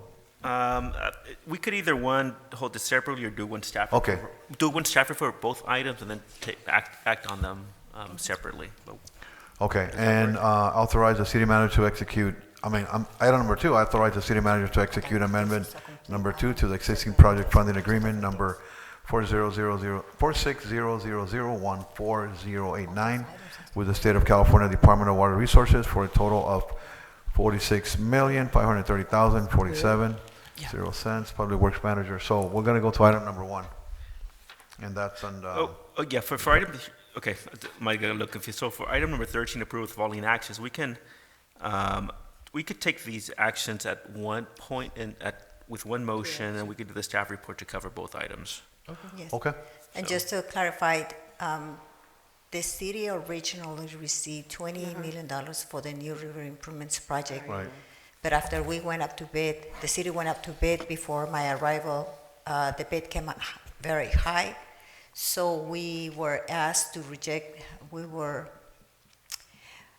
my recommendation to you as a new city manager was to reject the bid so that we can revisit some of the items that were in the bidding document to address number 1 concerns at the CBP, the trash screen location, but also to change some of the materials to make it more affordable for the project and to give us the opportunity to negotiate additional funding from the state that will provide us the assurances that we're going to have enough funding to be able to proceed with the project. Working with Ms. Falomir and Mr. Jose Angel, who is acting as a project manager on behalf of the city, we were able to convince the state to provide us with additional $18.5 million. With that amount, we'll cover the engineering, 3 engineering companies that we have, one representing the city, the other one is the engineer on record for the designing of the plans, and the other engineer is the one that is going to go overseeing the project as it moves forward, the way they should be. So this funding will be a total of $46 million to complete the project, and all the costs are going to be in place. Today's authorization is just for me to sign the agreement, but it's not an executed agreement yet until it goes to the state and comes back and we receive an executed agreement. Yeah. I just want to clarify that. Oh, okay. Ms. Yes. Folio, I just wanted to make one clarification and correction. I know some council members have been involved with the conversations with the state water, but I just wanted to clarify that this was your initiative. As soon as you came into council, you were right there in the neck of time to make sure that We got the guidance to reject that first bid due to lack of funding. You took the initiative to set up all those meetings, and you were successful with the help of staff, in conjunction with staff, to get these extra $18 million that we would have been liable for. Thank you. I have a motion to approve item 13 and action There's 1 a and 2. comment. There's a comment? Yeah. Comment? Well, we do have, let me see. Go ahead with that one. And then we do have two more comments here. This is a letter from the Comité Cívico del Valle, Inc., a letter of support for the New River Project Resource Resolution adoption. Comité Cívico del Valle would like to submit this letter of support for the resolution before today's City Council to accept additional funding from the State Water Resources Control Board California Border Rivers Program, so the construction of the project at the New River is completed. Working with the Department of Water Resources to complete the project is a step in the right direction to address the environmental issues at the border and its effects on the city of Calexico. As an environmental justice organization that has operated in the Imperial Valley for over 30 years, we have been advocating for the resource to address issues at our border to improve health and quality of life for our community members.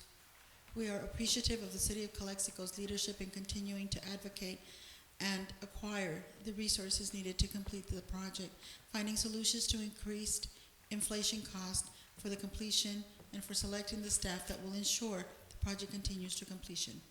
Regards, Luis Olmedo, Executive Director, Comité Cívico del Valle, Inc.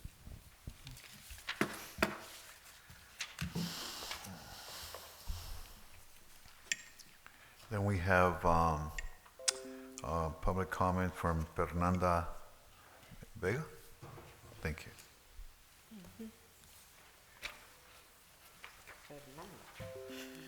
Buenas tardes. Buenas tardes. My name is Fernanda Vega. I am here on behalf of Comité Cívico del Valle.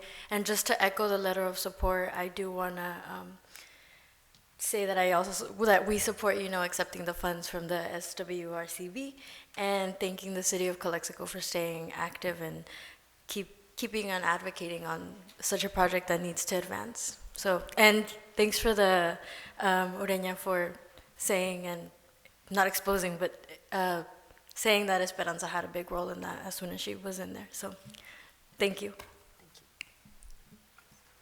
Muy bien. I'll second Ms. Romo's motion. Yeah, the motion is on the table. Ms. Garcia, do you have anything else, like, on this item? That's, no more? I do have, is that the letter of support by Comité Cívico? Is that the same one you gave me? Okay, so that's done. And there's a motion on the floor to approve this? Yeah, Just a motion to comment? approve, number 1 and 2. Comments? Yeah. Okay, go ahead. So again, I want to echo, all this work that has gone into this, and I know this has been in the works for many, many years. I got here about 20 plus years ago, and back then, there were some efforts that started, with the New River Committee. It was I think a one-man show, a couple of men showed, and I think at the time, and I know Mr. Angel is here, he was in a different capacity, and I think the concerns were there, and I know that, many entities, including Comité Cívico, including the county, were actually voicing their concerns about how polluted, the New River is, and that, they were taking actions that were drastic at that time, even renaming the New River to the Juan Vargas River at one point, and I think that you remember Esperanza. So, so there's a lot of history, and there were many people that have been involved throughout the process. So I think a little bit of praise should go to every individual that was involved, from day one. And I think I'm really happy to see that in my lifetime I will see this, God willing, I will see the work that, for so many years the residents of the city of Calexico and the entire valley, Imperial Valley, we're looking forward to hopefully seeing it one day. And I think we're very close. So now I did hear you really loud and clear, and I understand how the state works as far as executing the contracts, and hopefully they have a quick turnaround. But sometimes they do take a while, And if that's the case, maybe we can just continue to reach out to our elected officials at the state level to help us out, continue to push this, because I want to see the shovels, going into the dirt and, start working on this project. And once this starts, I would like to get continuous updates. Yes. Because I think it's going to be crucial. I think it's going to be exciting to finally see something being done, the fruition of many countless hours that many people put into this. So I really, I can't really express how happy I am to hear this and to see this. And thank you to everyone and every single individual that had something to do with this. So thank you. I'll second the motion. The motion was made by Mr. Romo for item number 1, Los dos. and the 12, right, Mr. Campos? Correct. It's Okay. a motion for item 13 on 1 and 13-2, the entire item. Okay. And second by Mr. Ureña. All those in favor? Aye. Aye. Motion carried. Thank you.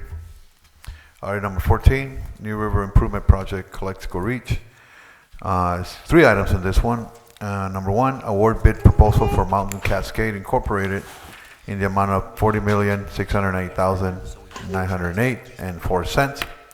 And item number 2, authorize city manager to sign construction agreement between the city of Calexico and Mountain Cascade Incorporated in the amount of $40,690,908.04 for the New River Improvement Project, Calexico Reach. And last item is authorize city manager to sign up to 5% contingency, in parentheses, $2,034,545.40 for administrative expenses.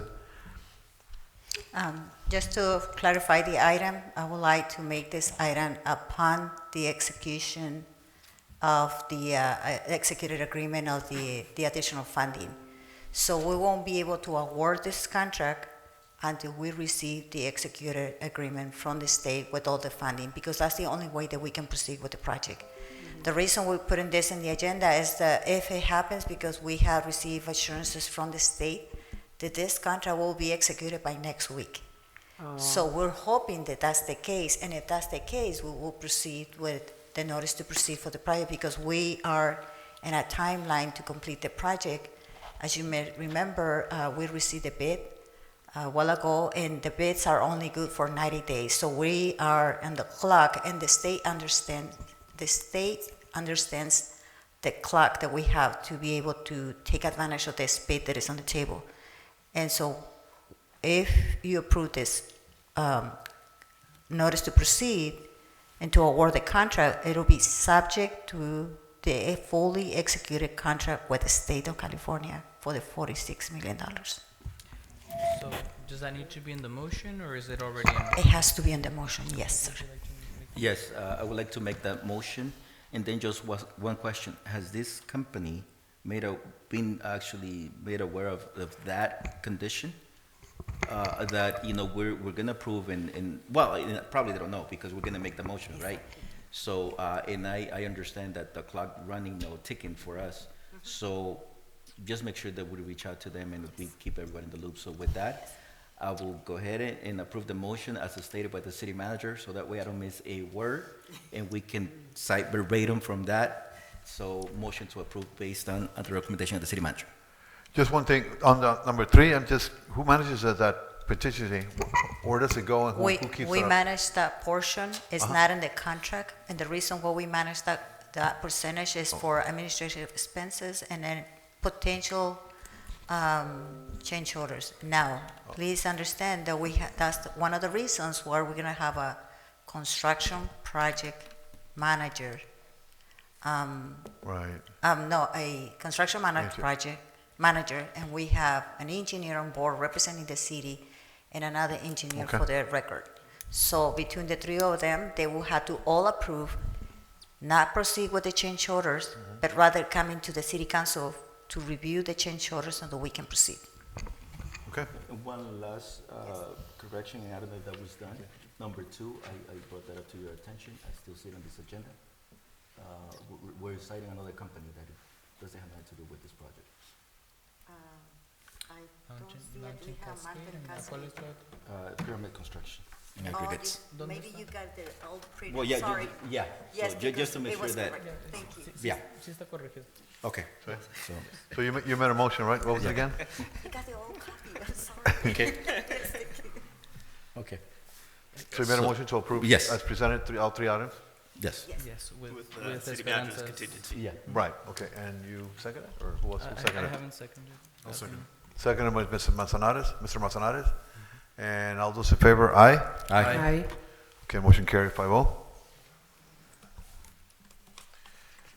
We skipped 6, already did 15. Number 16, introduction and first reading by the title only of an ordinance for the City Council of the City of Calexico, adding Chapter 13 to the Calexico Municipal Code in regard to adopting a military equipment use policy for the Calexico Police Department. Before we move on, I would like to make a motion to extend the meeting. We're getting to 9:30. So, Okay, motion made to extend the meeting by Mr. Garcia, and seconded by Ms. Ureña. All those in favor? Aye. Aye. By Mr. Romo. We'll All right, we're second. gonna extend it. Second. Mr. Chief, is Chief, oh, he's here. By Ms. Romo. You're up next, Chief.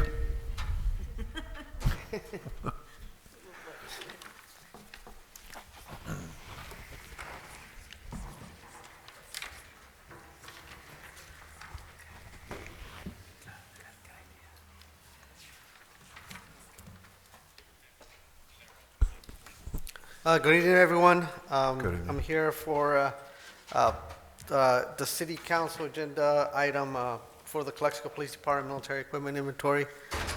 As of September 30th, 2021, Governor Newsom signed Assembly Bill 481, which describes law enforcement agencies to establish rules for funding, acquisition, and the use of military equipment. The AB 481 requires that law enforcement agencies, governing body, to adopt written military equipment use policy by ordinance in a public forum to continue using previously acquired equipment. So this Senate bill was brought up by the governor and the legislature for law enforcement agencies who have possessed or is going to acquire military equipment to be approved by the city council, the governing body, and also provide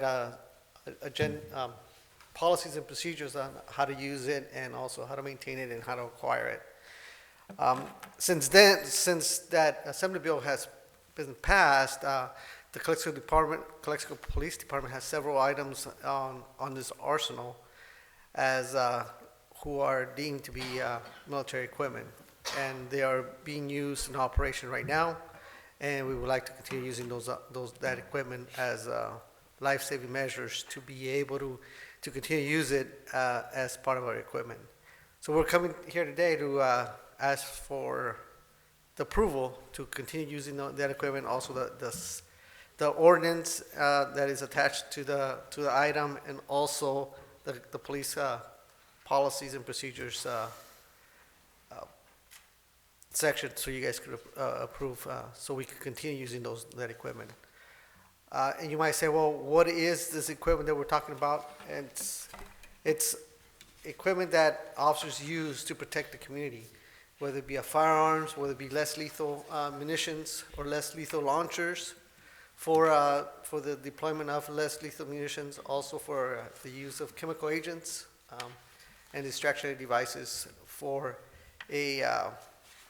barricade suspects or on a riot or a crowd control situation, in order to use as a force multiplier to be able to control the crowd or move the crowd from one place to another when they become unruly or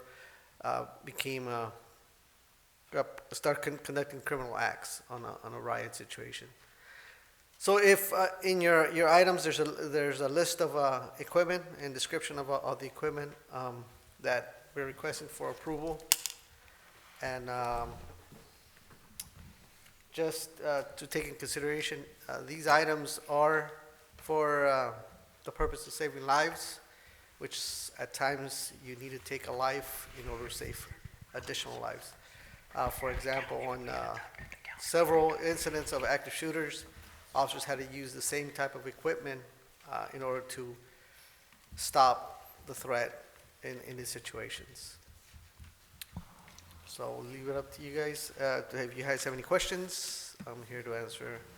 If you need any descriptions or photographs, I do have a PowerPoint. However, it's all about the equipment that some people may find offensive.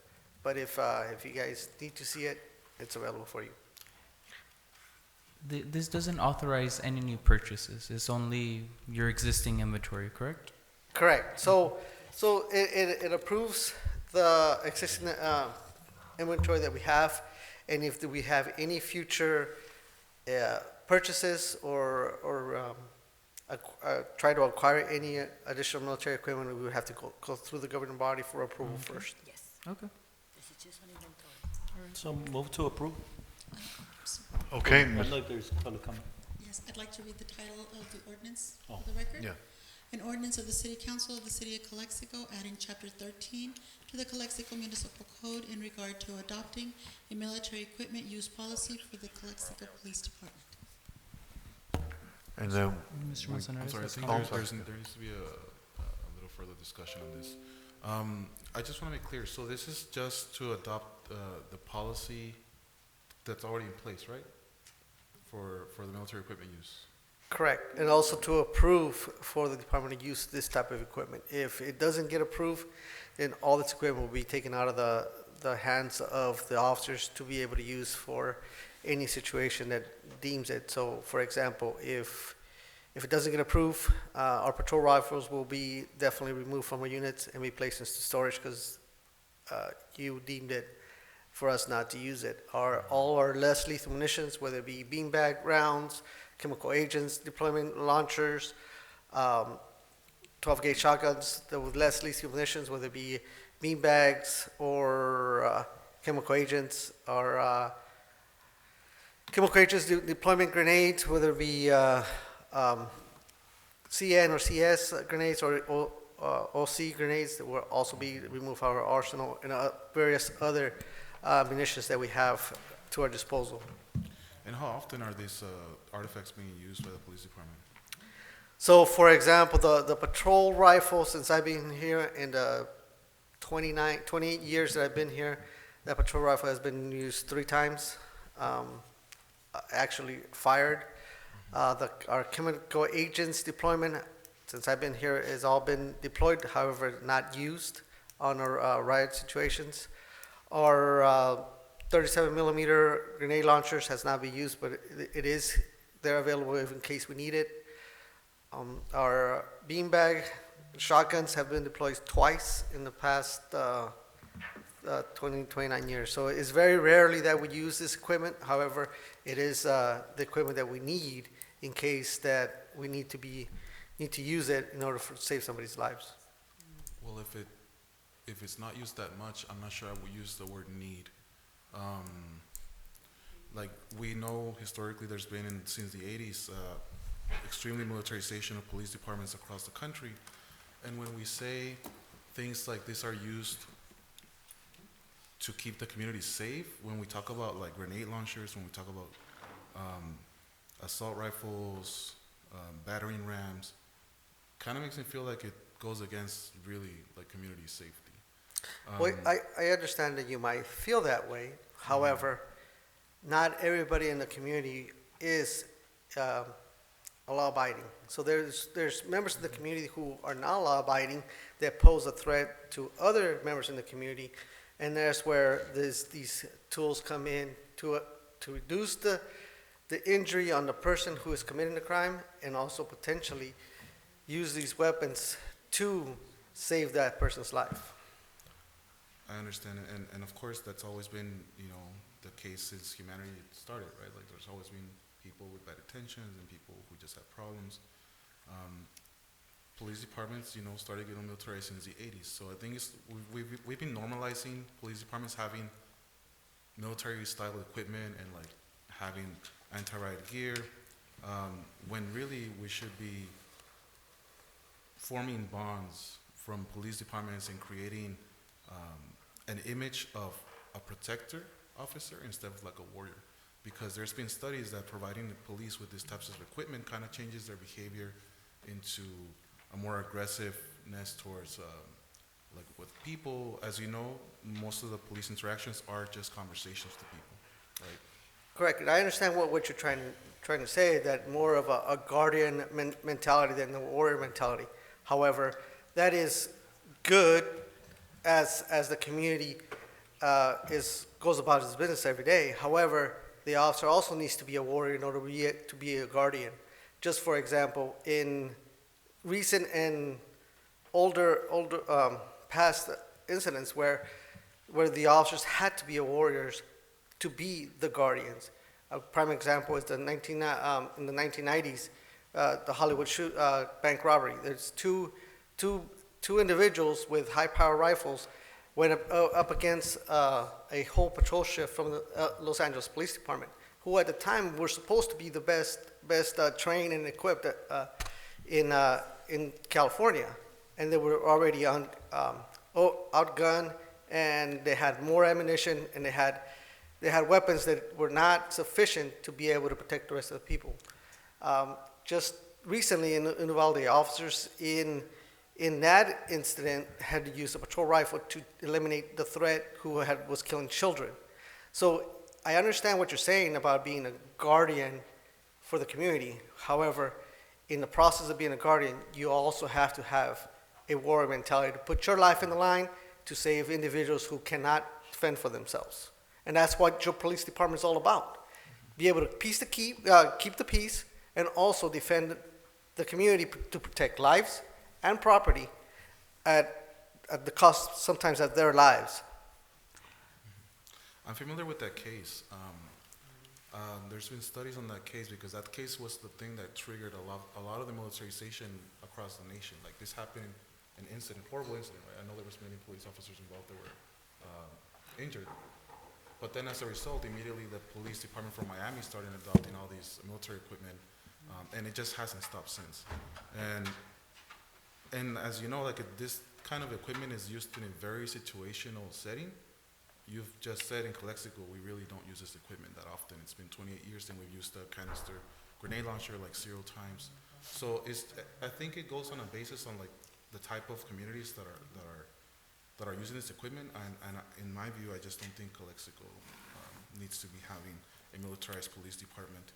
But I do understand your point, though. Well, I gotta clarify that we are not a militarized police department. We're a paramilitary structured police department where we have the tools that the military uses to solve issues and incidents.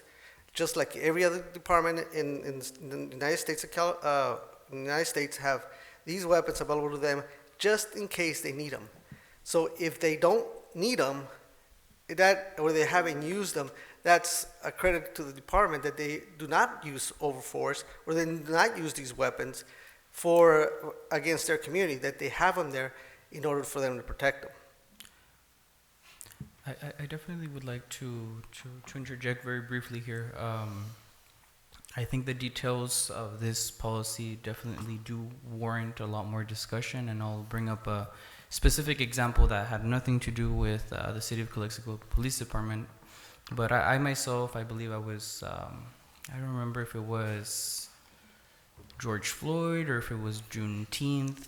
It was not the big George Floyd protest, but it was a smaller protest that we had with Ms. Thomas and Mr. Hilton Smith, both of them who are, unfortunately I have to date them, like 70 plus, 60 plus years old. And I think it was a poor judgment call from the Imperial County sheriffs back in the day that were pointing sniper rifles at us from the roofs of the county courthouse, from the roofs of the county administration building. For me personally, the only part of this, because I understand the rifle in the vehicle, right? Like that is a more, out of all of these, that's the more normal one versus the grenades versus the battering ram. But the battering ram kind of makes sense. There's going to be some times where you have to break into a home because somebody's locked in. There might be a hostage situation. Yo no sé. There's some of these that really make sense. And then there's others, especially for what I see the purposes of how they're implemented in riot control, where, I've been on the other side of that, where a sniper rifle has been pointed at me when I was in a group of 15 people and half of them just happened to be black, right? That's not your department, that's sheriff's office, but I just think it just warrants a conversation to kind of knead out those concerns and pass the best policy possible.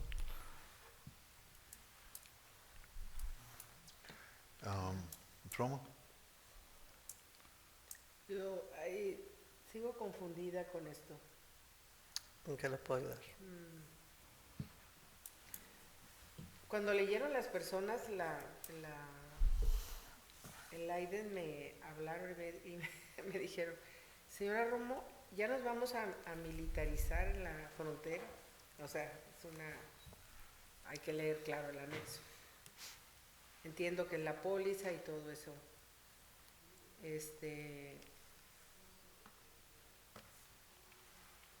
No sé, ¿es la póliza y todo el mundo la tiene que aceptar? ¿O nosotros, es una primera lectura, ¿no? Correcto. ¿Y qué pasa si no la aceptamos? Si no lo aceptan, todo este equipo se va a tener los oficiales no lo van a poder usar. So, en caso de que se necesite esa clase de equipo, no lo van a tener a la mano para usarlo. ¿Podemos? Y si no puede usar ese equipo en caso de que haya violencia en las calles, que necesitamos que mover gente de una calle a otra calle, entonces los oficiales van a tener que usar los batons para moverlos. Cuando se puede usar el humo químico para hacer los que se muevan a cierto lugar. That sounds like a better option to me, honestly. You would rather get struck by a baton than get We're talking about exposed to chemical agents, to get exposed to chemical agents, cause a minimum discomfort, and then you choose whether to leave the area or stay there. I think these are conversations that we need to have with time. I think an option that is, because obviously there's a disruption in that you're already using this. We can definitely approve it for 3 months so that we can have the time to have these discussions. I really don't think we're going to come to a consensus on these details at this moment. I just want to open up space so that we can come up with the best policy, because Mr. Manzanares' concerns are very much valid. I have lived them with another agency, but it's also to get into those details of like, okay, if we're not going to use this, what really is the alternative for riot control, for a hostage situation, and in that way be as precise as possible with the policy that we're going to implement.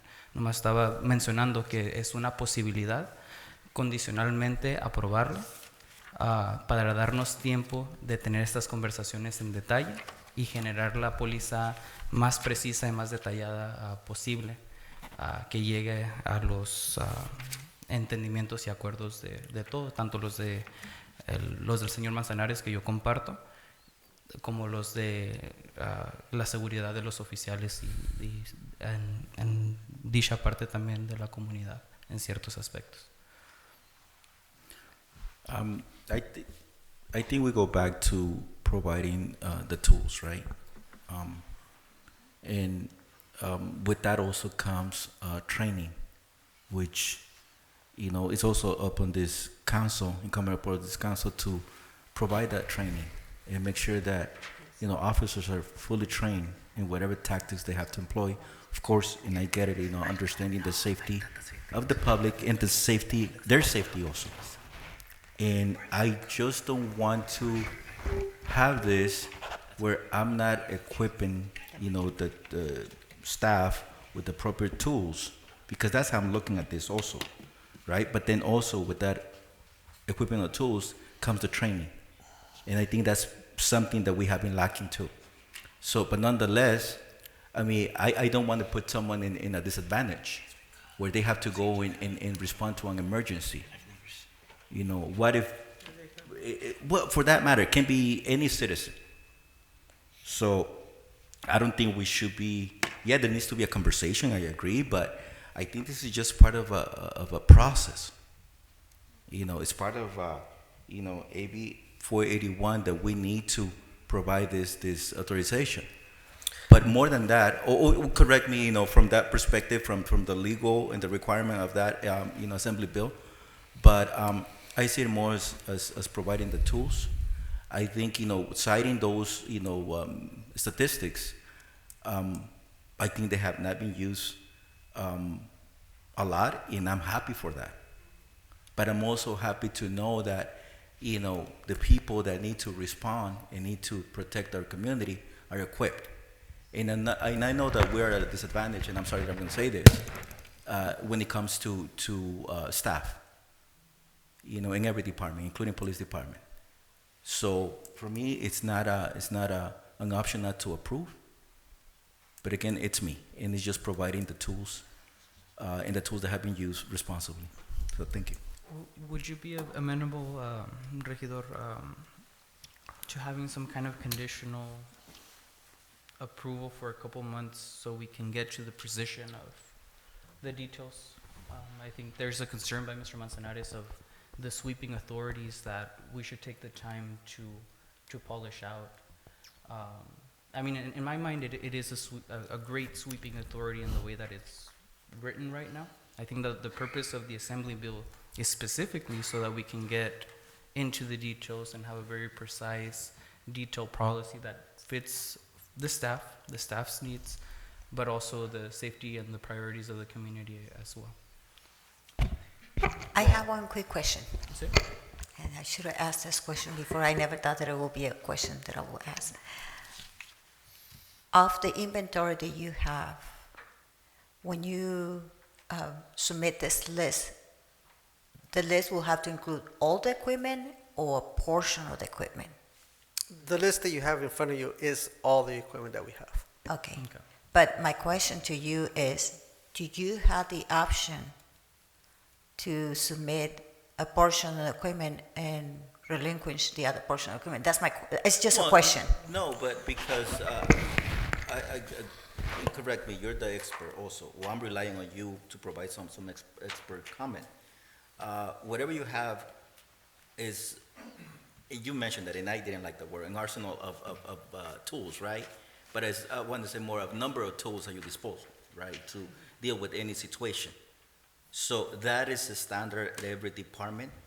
That's a question. If it is a standard at every department, it is also, if there is also a knowledge that you might have that there has been a policy created around this authorization, or is just putting an additional layer of oversight, into this process, which I think, it maybe it's a legal question, and I know that, Denise is also there, but I don't want to put more than what we need to.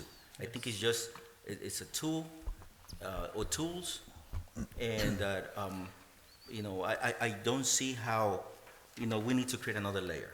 Maybe discussion, understanding, and maybe having a discussion, and I know you have had a lot of events, where you and the officers go and talk to the community. Maybe that, maybe just reaching out to the community, building that relationship, continue to build that. But when it comes to this, I think it's just the tools of the trade, so. Yeah, let me just add something. I know Denise is gonna reply, but my question is just right. Just give me a minute, please. Yes. I mean, I retired after 34 years of law enforcement. I understand this thing. I mean, I'm supported either way. I'm not going to move me because for this important reason. This bill was approved by AB 481 was approved a long time ago, and it continues. So, I mean, as it is, the law enforcement profession has always been most regulated in the industry for obvious reasons. We know that, but we also evolved in the way we do. We went from being proactive with all the programs to being reactive. And for the most part, law enforcement is only reactive. They patrol, they get a call, and they react, right? So this is a reactive, industry, right? But here's the more important thing. If you really want to want to make it a good assessment, and you all have legitimate concerns and issues, read the AB 481, and it provides three things. It's like Mr. Camilo said, oversight, accountability, and transparency. And that was specifically where that bill was produced and approved. And it's in California, you get to all law enforcement agencies, they adopt it. Why? Because it provides specifically to address every concern that we have up here, right? That it provides oversight, and it provides transparency, and then accountability also if somebody's not doing it properly.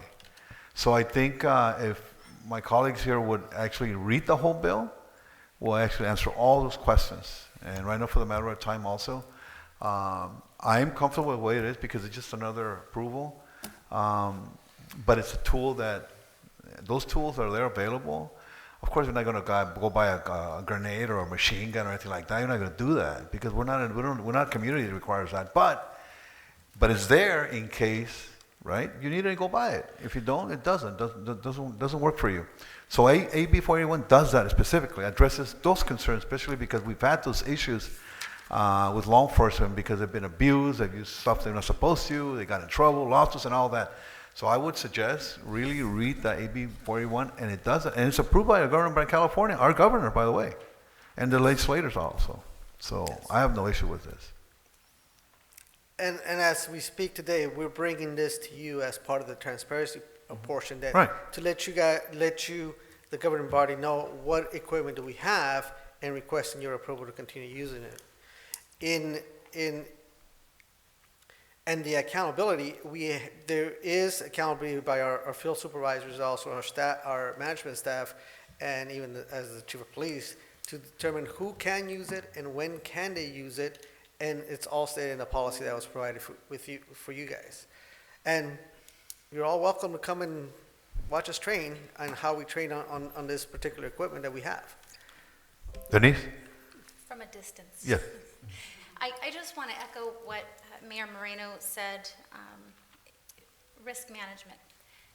They may not use those tools, and I consider them tools, just like the fire department has a BA system. They may not need that BA system going into a fire. Right. I know old school guys that would wear a handkerchief.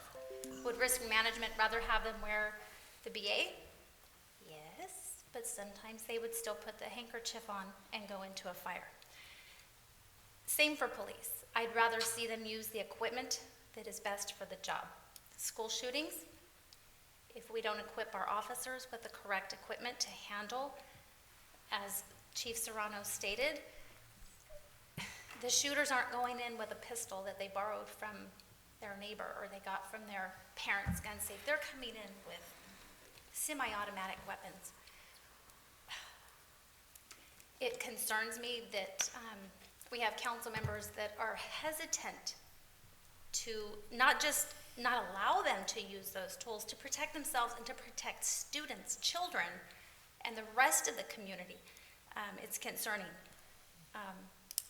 From a personal, and I don't get this way, you guys know that. From a personal standpoint and a professional standpoint, because I'm the one that has to do the paperwork if those officers are injured, or if the claims come through from the parents from the schools against the city that we didn't protect those students, or we didn't arm our officers with the equipment to protect those students. That's all.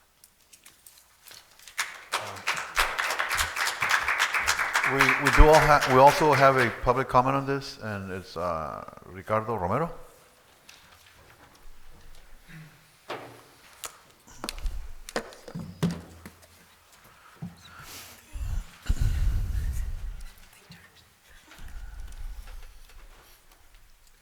Good evening, Mayor, Council.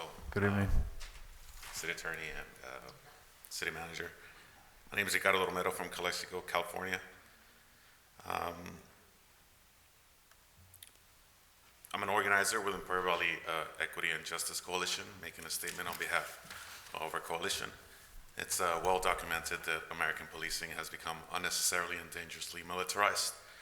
For decades, the federal government has equipped state and local law enforcement agencies like the Calexico Police Department with military weapons and vehicles for the purpose of waging the war on drugs.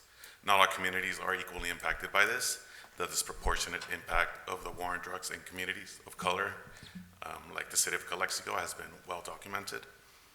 Police militarization can result in tragedy for both civilians, escalate the risk of needless violence, cause the destruction of personal property, and undermine civil liberties. The ACLU reports on extensive research that this militarization has occurred with almost no transparency, accountability, or oversight. The culture of policing needs to evolve and transform to be accountable to its residents. We're alarmed by the dozens of pages of military-grade equipment that is in the inventory by the city of Calexico. We're alarmed by the proposed military equipment use policy as it further militarizes our city without any proposed alternatives. While this report indicates that the policy was published on October 13, 2022, we are deeply concerned that the Calexico Police Department failed to properly notify the public about the existence of such a policy draft at any of the council meetings, social media, or in other easily accessible platforms. The website is not user-friendly and is not sufficient or adequate community engagement on this policy that has serious implications in the community. We urge the council to request that the policy is republished for public comment and for longer than 30 days to give the community ample time to review and submit comments for modifications to this policy. We urge for the policy to be republished for public comments in Spanish so that the 96% of residents that speak Spanish in Calexico have an opportunity to understand the proposed policy and to make comments about the proposed policy. A second reading should not be allowed by this council until the community is properly notified and given the opportunity to comment. Thank you. Thank you. I absolutely would like to respond just to be very clear. I think it's very much a misrepresentation of what I'm saying here. To say that we're hesitant, of course we're hesitant, because as I am, as a brown person who has had a sniper rifle been pointed at them during a protest, I know firsthand that while I do have to take care of the safety of the officers, the community has to be involved. We were just talking about procedures and zoning. If we have to have maximum community input on zoning, we better have it on militarized weapons as well. It's absolute fear-mongering and a misrepresentation to say that, and it's also very polarizing to the discussion to say that that particular misrepresentation is further polarizing this discussion. I feel like the discussion on automatic license plate readers was also polarized in this way, where you were yes, yes, yes, or no, no, no. And in the same way with the automatic license plate readers, I tried to carve a path where we can get specific, where we can get to the details, where we can bring about that transparency. You bring up a good point about the assembly bill. Yes, I haven't read the assembly bill myself, but from what it is requiring of us, it's telling us that we are the missing link. We are the part of the input for the policies that result out of that transparency, right? So I think we really just have to do a little bit more due diligence, because the bill doesn't the bill doesn't do it itself. The bill is asking us to create a very specific, tailored, detailed policy with community input, with the input of the police department and what they see on the streets every day, so that we can have a very specific policy that is not sweeping, that is not broad, that does take care of civil liberties and justice matters, but at the same time recognizes the reality of the fact that we not only have militarized police departments, we unfortunately also have a militarized society where we do have school shootings with semi-automatic weapons, where we do have hostage situations, where we do have human trafficking. And so I really urge this conversation to not take the path of polarization, but to give it time to be specific, and definitely not as broad as it is right now. I don't want safety in this community to become a polarized discussion.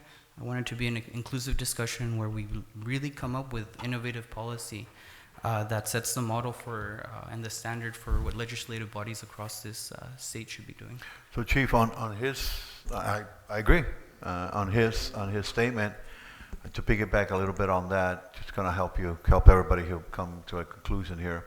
What happens if we I'm just speaking of myself, what happens if it doesn't get, do you continue using those tools, or you're pending this?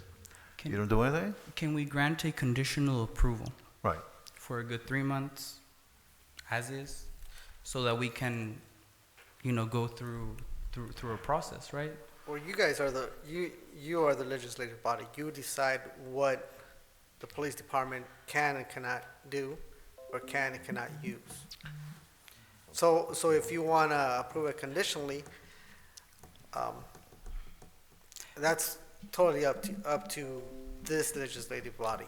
However, in the meantime, are you going to authorize the police department to go ahead and continue to have these tools, just like a carpenter has a certain hammer for carpentry or framing, or if, like it was said, a firefighter would have a 2-inch Well, prior to hose this, or- you'll be using everything, right?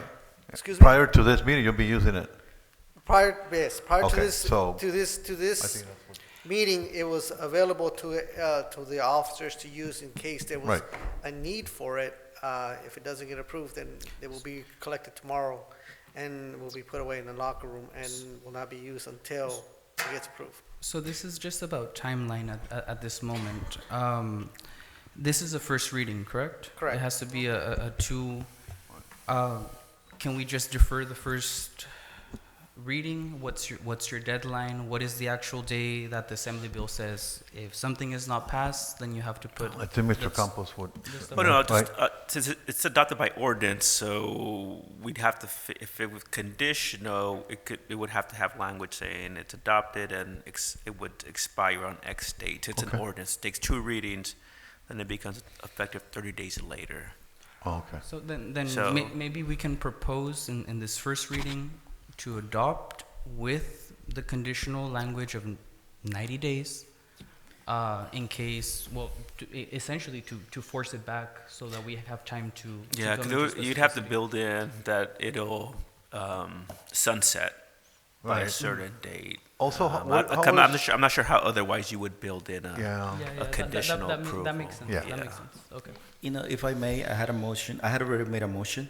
One last thing that I'm gonna just say, I think we're disabling our police department, if we don't provide, this, we don't do this. I don't want to be responsible for that. So, I had made a motion, like I said, to approve, assist. Again, that's my motion. And, again, I also don't want to disclose the tools that we have to the criminals in going through this process. And I might get faces and reactions, but, there's some things that you don't share. So, again, my motion is on the floor, has been on the floor, to approve as is. Thank you. Okay, so your motion is to approve this. Anybody second that? The first motion was for Raúl, ¿no? No, la hizo primero el Camilo primero. para aprobar así al Chile. No.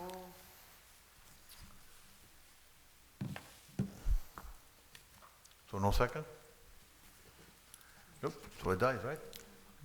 I'll make a motion for conditional approval with a sunset date of 90 days, so that it comes back, and it gives us reasonable time to. I just want to make sure that if you do 90 days, that it will fall into the next meeting in a date of a meeting. If not, then we're going to have a special meeting to meet the 90 days, in case that's the case. Say that again? Okay. Say that again? So I think the second reading has to fall between those 90 days and to a regular meeting. Oh, no.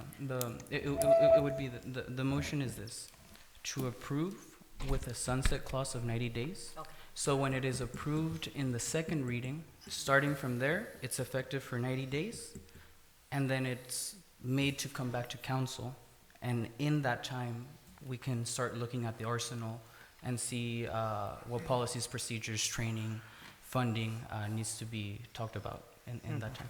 And the other question that I have, you said we can look into the arsenal.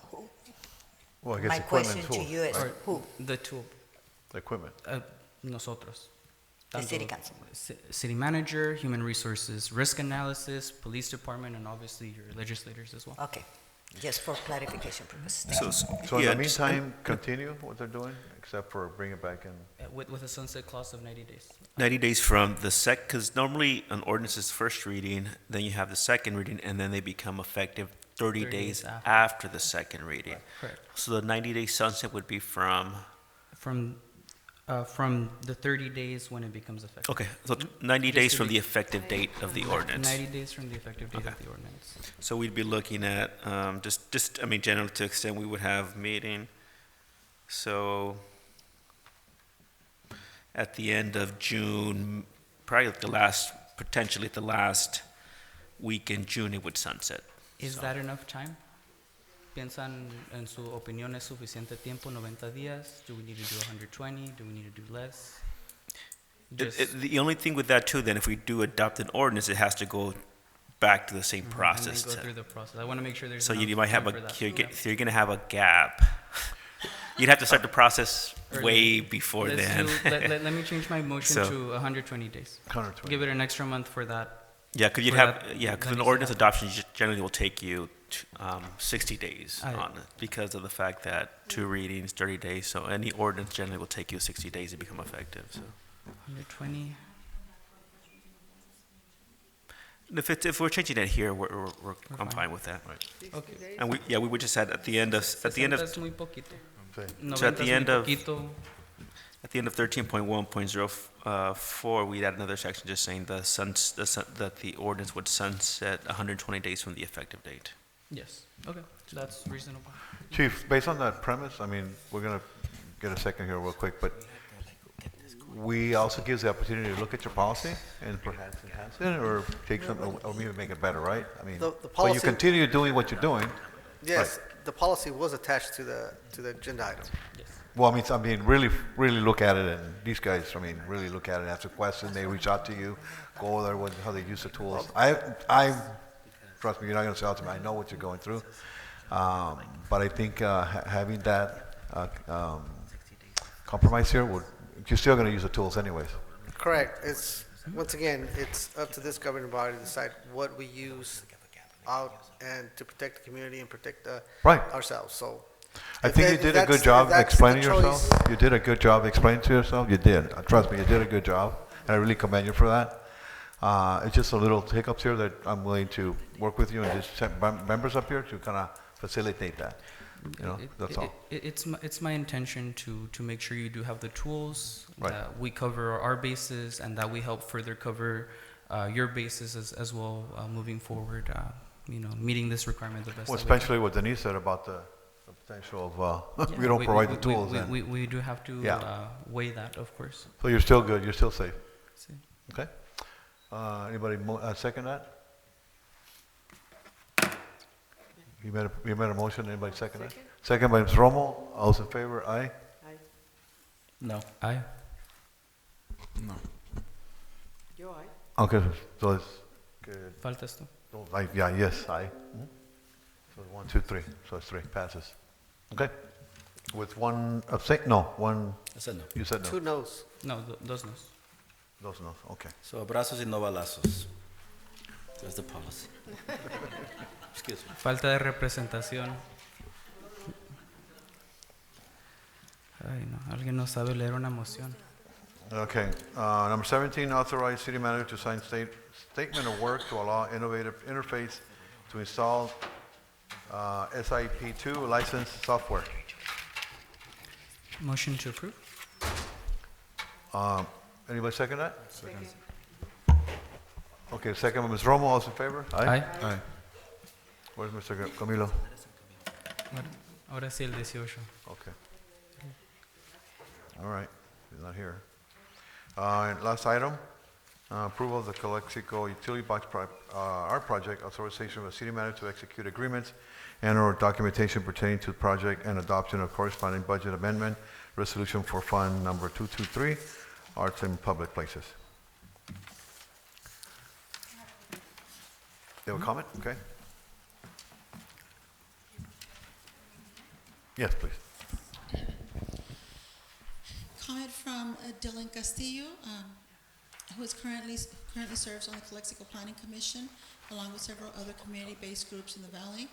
Today I am speaking on behalf of Calexico Needs Change as a co-founder and organizer, and have some concerns regarding item 18. During the month of June 2022, we had brought forth this idea of beautifying Calexico through the utility boxes. We had several meetings with City Council Javier Moreno, Gloria Romo, and also then Acting City Manager Diego Favila, where we brought forth ideas and suggestions of how we could best collaborate on this initiative. It was discussed that the finalists would be chosen by a panel comprised of CNC members and city staff. We took initiative and reached out to the City of El Centro to ask how it went with their utility art. Two options were available: wrapping the utility boxes with art material or directly painting onto the utility boxes. On June 7, Calexico Needs Change proposed on social media a call for artists, which received numerous of eager submissions from community members looking for the opportunity to beautify our city. On June 8th, we posted community guidelines for art submissions. After the city was unable to find out the information needed for material, we contacted El Centro and got the information that they used in their utility box art projects. To my knowledge, we were ultimately left with the decision between wrapping the utility boxes with art or directly painting on. We were also told to wait until we were able to receive the addresses of the 8 electrical boxes. After approximately 1 month and a half of asking for the information, we were given locations. Since then, the information was seemingly on hold and we've been on standby. While I am glad that this project is moving forward, my concerns stem from the lack of inclusion or erasure of the work that our group has done, but primarily to the artists who had submitted and have been waiting for future details. I urge this council to approve this agenda and with amendments to formally include the planning and outreach that Calexico Needs Change did since June 2022 as background for this project, and also allow previously submitted art we received be included for entry. Thank you. Thank you. We also have Mr. Ricardo Romero on the subject. Yeah, I want to echo what Dylan said. Again, I'm an organizer with IV Equity Justice Coalition. Our coalition was excited to see this creative project on the agenda for consideration. We believe that the creative and art projects and community space is an important component in our collective efforts to revitalize the city of Calexico. The proposed project serves as an outlet for creative expression and an outlet of community residents. Data from Adobe shows that 89% of students believe that creativity will play an integral role in solving today's global challenges. This project has the potential to inspire others to engage in creative work and create pride in our city, and to support the creative community financially if the option, with monetary compensation is selected. Having shared that, we do have a few concerns with the proposed project that's described in the meeting materials. IV Equity has been aware of the extensive community engagement and planning that the grassroots organization Calexico Needs Change has done since the summer of 2022 to start of this project in our community. Unfortunately, the report of this item fails to recognize the important work of this group. The background materials state that this project's inception was December 7th, and that's simply not true. More importantly, the City of Calexico has not engaged the CNC group in the development of the proposed guidelines, despite the group's key role in leadership in the development and research of the project. Secondly, we are concerned that this proposal dismisses the fact that the CNC had already put in a call for artist submissions for this project, given that the City of Calexico had indicated its commitments to collaborate on this project. Artists in the community have already submitted artwork for consideration, and those should be included in the pool of artist applicants. We are supportive of this important project and urge the council to approve this agenda with amendments to formally include the Calexico Needs Change as a key partner on this project, given their contributions that date back to June of 2022, and be included in the selection of artwork. Finally, we urge the council to amend this proposal to allow for the previously submitted art to the Calexico Needs Change group be included for entry. Thank you. Thank you. Gerardo? No more comments, okay. Yes. Good evening, council. Well, before you have this agenda item. Just for the record, I want to mention that me with my staff, we were already meeting and discussing the utility box project even before everyone started talking about it. It just takes time to start looking into all the necessary research that needs to be done. And as you recall, we started with painting instead of wrapping, and that's based on meetings that we have. As you well know, I have under my belt a really good artist that can guide us into certain processes, and we were looking at that project. Now, before you, just to mention, you have the Arts and Historical Commission, and this project was sent to them back before December when I brought it to you guys, with the first option of doing painting utility box projects. And then you gave recommendations, and we had to go back to the drawing board and get all the necessary information that we needed. And this is what you have in front of you. In front of you, you would see that back on December 7th, we proposed the project, and you gave certain direction. You provided 3 items. You wanted to see the program only available to Calexico residents. Only Calexico artists or residents will be able to apply. The second one was to include all 9 utility boxes. As we had initially thought about it, we wanted to do it cycles so that more people you could have different cycles, and you can have more community engagement that way. So you guys wanted to do all 9 utility boxes, so that's what is being provided right now. And to move away from the painted artwork and do it now with vinyl wrapping, which it's perfect. You know, it's durable, it's easy to clean. So in front of you, during that mentioned meeting back in December with you guys, you mentioned City of El Centro and the project they have done. I reached out to El City of El Centro and realized that they did not provide a stipend to artists.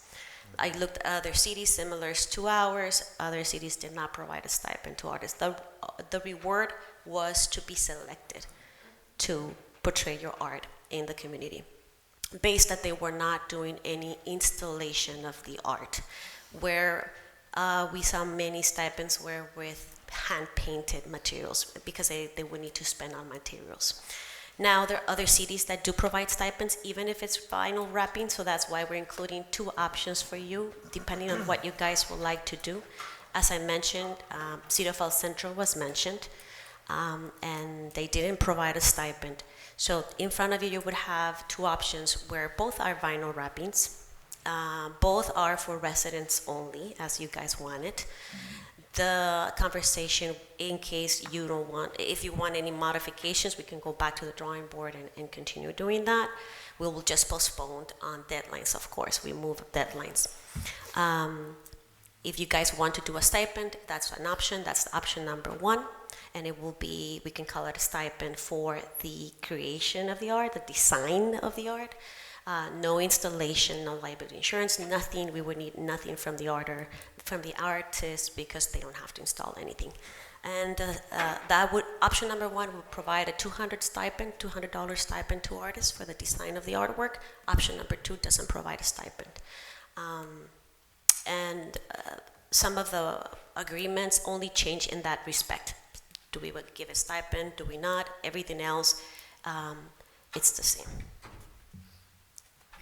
How about ownership? Oh, I'm sorry, and How I did. about ownership of the art? So that's why we have an artist agreement. Of course, we consulted with legal. All the forms were sent to legal just so that we are protected. The artist will be giving us the rights to the design. In case you would have a question regarding accepting artwork from minors, because that was one of the ideas that we internally, my staff and I, and we checked with legal, and unfortunately, minors cannot go into a contract.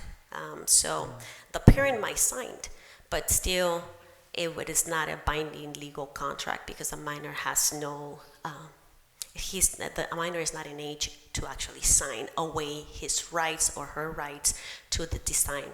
So ultimately the city could still be potentially sued in terms of the creation of the artwork. So that's why we stepped away for this project. We stepped away from minors and just had adults for this one.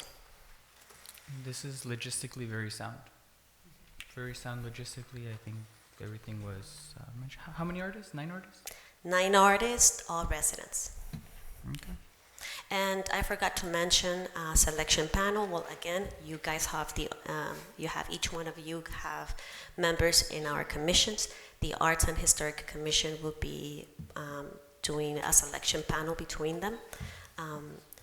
And after the deadline closes, and I need to point out, I heard about a call for artists on behalf of the city.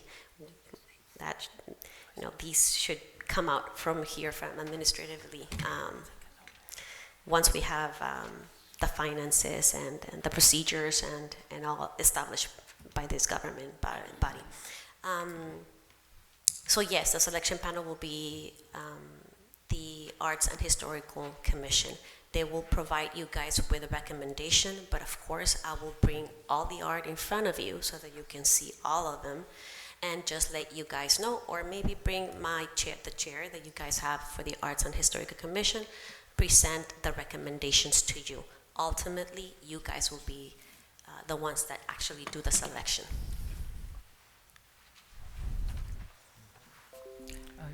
I would just ask if we can add 2 members from the Calexico Needs Change people to the selection committee. That would be a good way to engage them, I think. Absolutely, and these will be the 2 people who were. Right. Yes. Okay. So I can get your information. They'll let us no, not them, but they'll decide someone. We can contact them. Ya los confundimos, ya los vemos borrosos ya. Okay. We're happy to, but our advocacy was to recognize the work of CNC. Yes. But so CNC will, if this is approved, bring 2 people. Right. ¿Está bien? Any further discussion?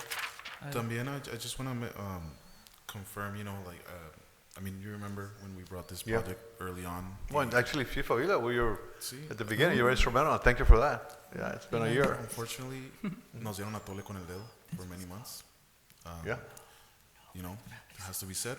Por eso el proyecto no siguió. So I think it would be a disservice to not include Calexico Needs Change in this project. I think it's the right thing to do, as well as consider any previous artwork that was considered submitted to there. I don't know if that's a possibility. You would need to change everything on the guidelines. Remember that you guys wanted residents only, and there's themes. Okay. So I guess it's fine. I'm assuming they can resubmit that art through the city of Calexico now, right? So, and we will do a call for artists, and it should be fair for everyone.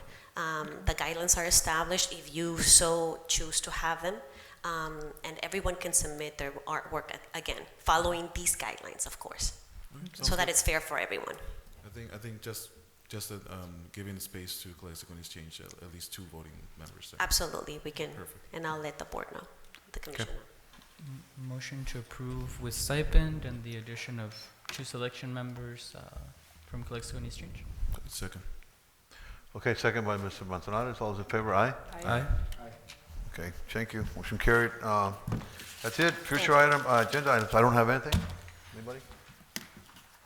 I'd just like to look into the costs of the zoning reforms that need to happen. I think we owe it to this community to move fast on housing, and I think they'll understand if it comes at a cost to create more housing. Mr. Manzanares, you have anything? Nope. Okay. Ms. Garcia? No. Mr. Romo? Nope. Need a motion to adjourn? Adjourn by, Second. second by Mr. Garcia. All those in favor, aye? Aye. Okay, meeting's over. Thank you.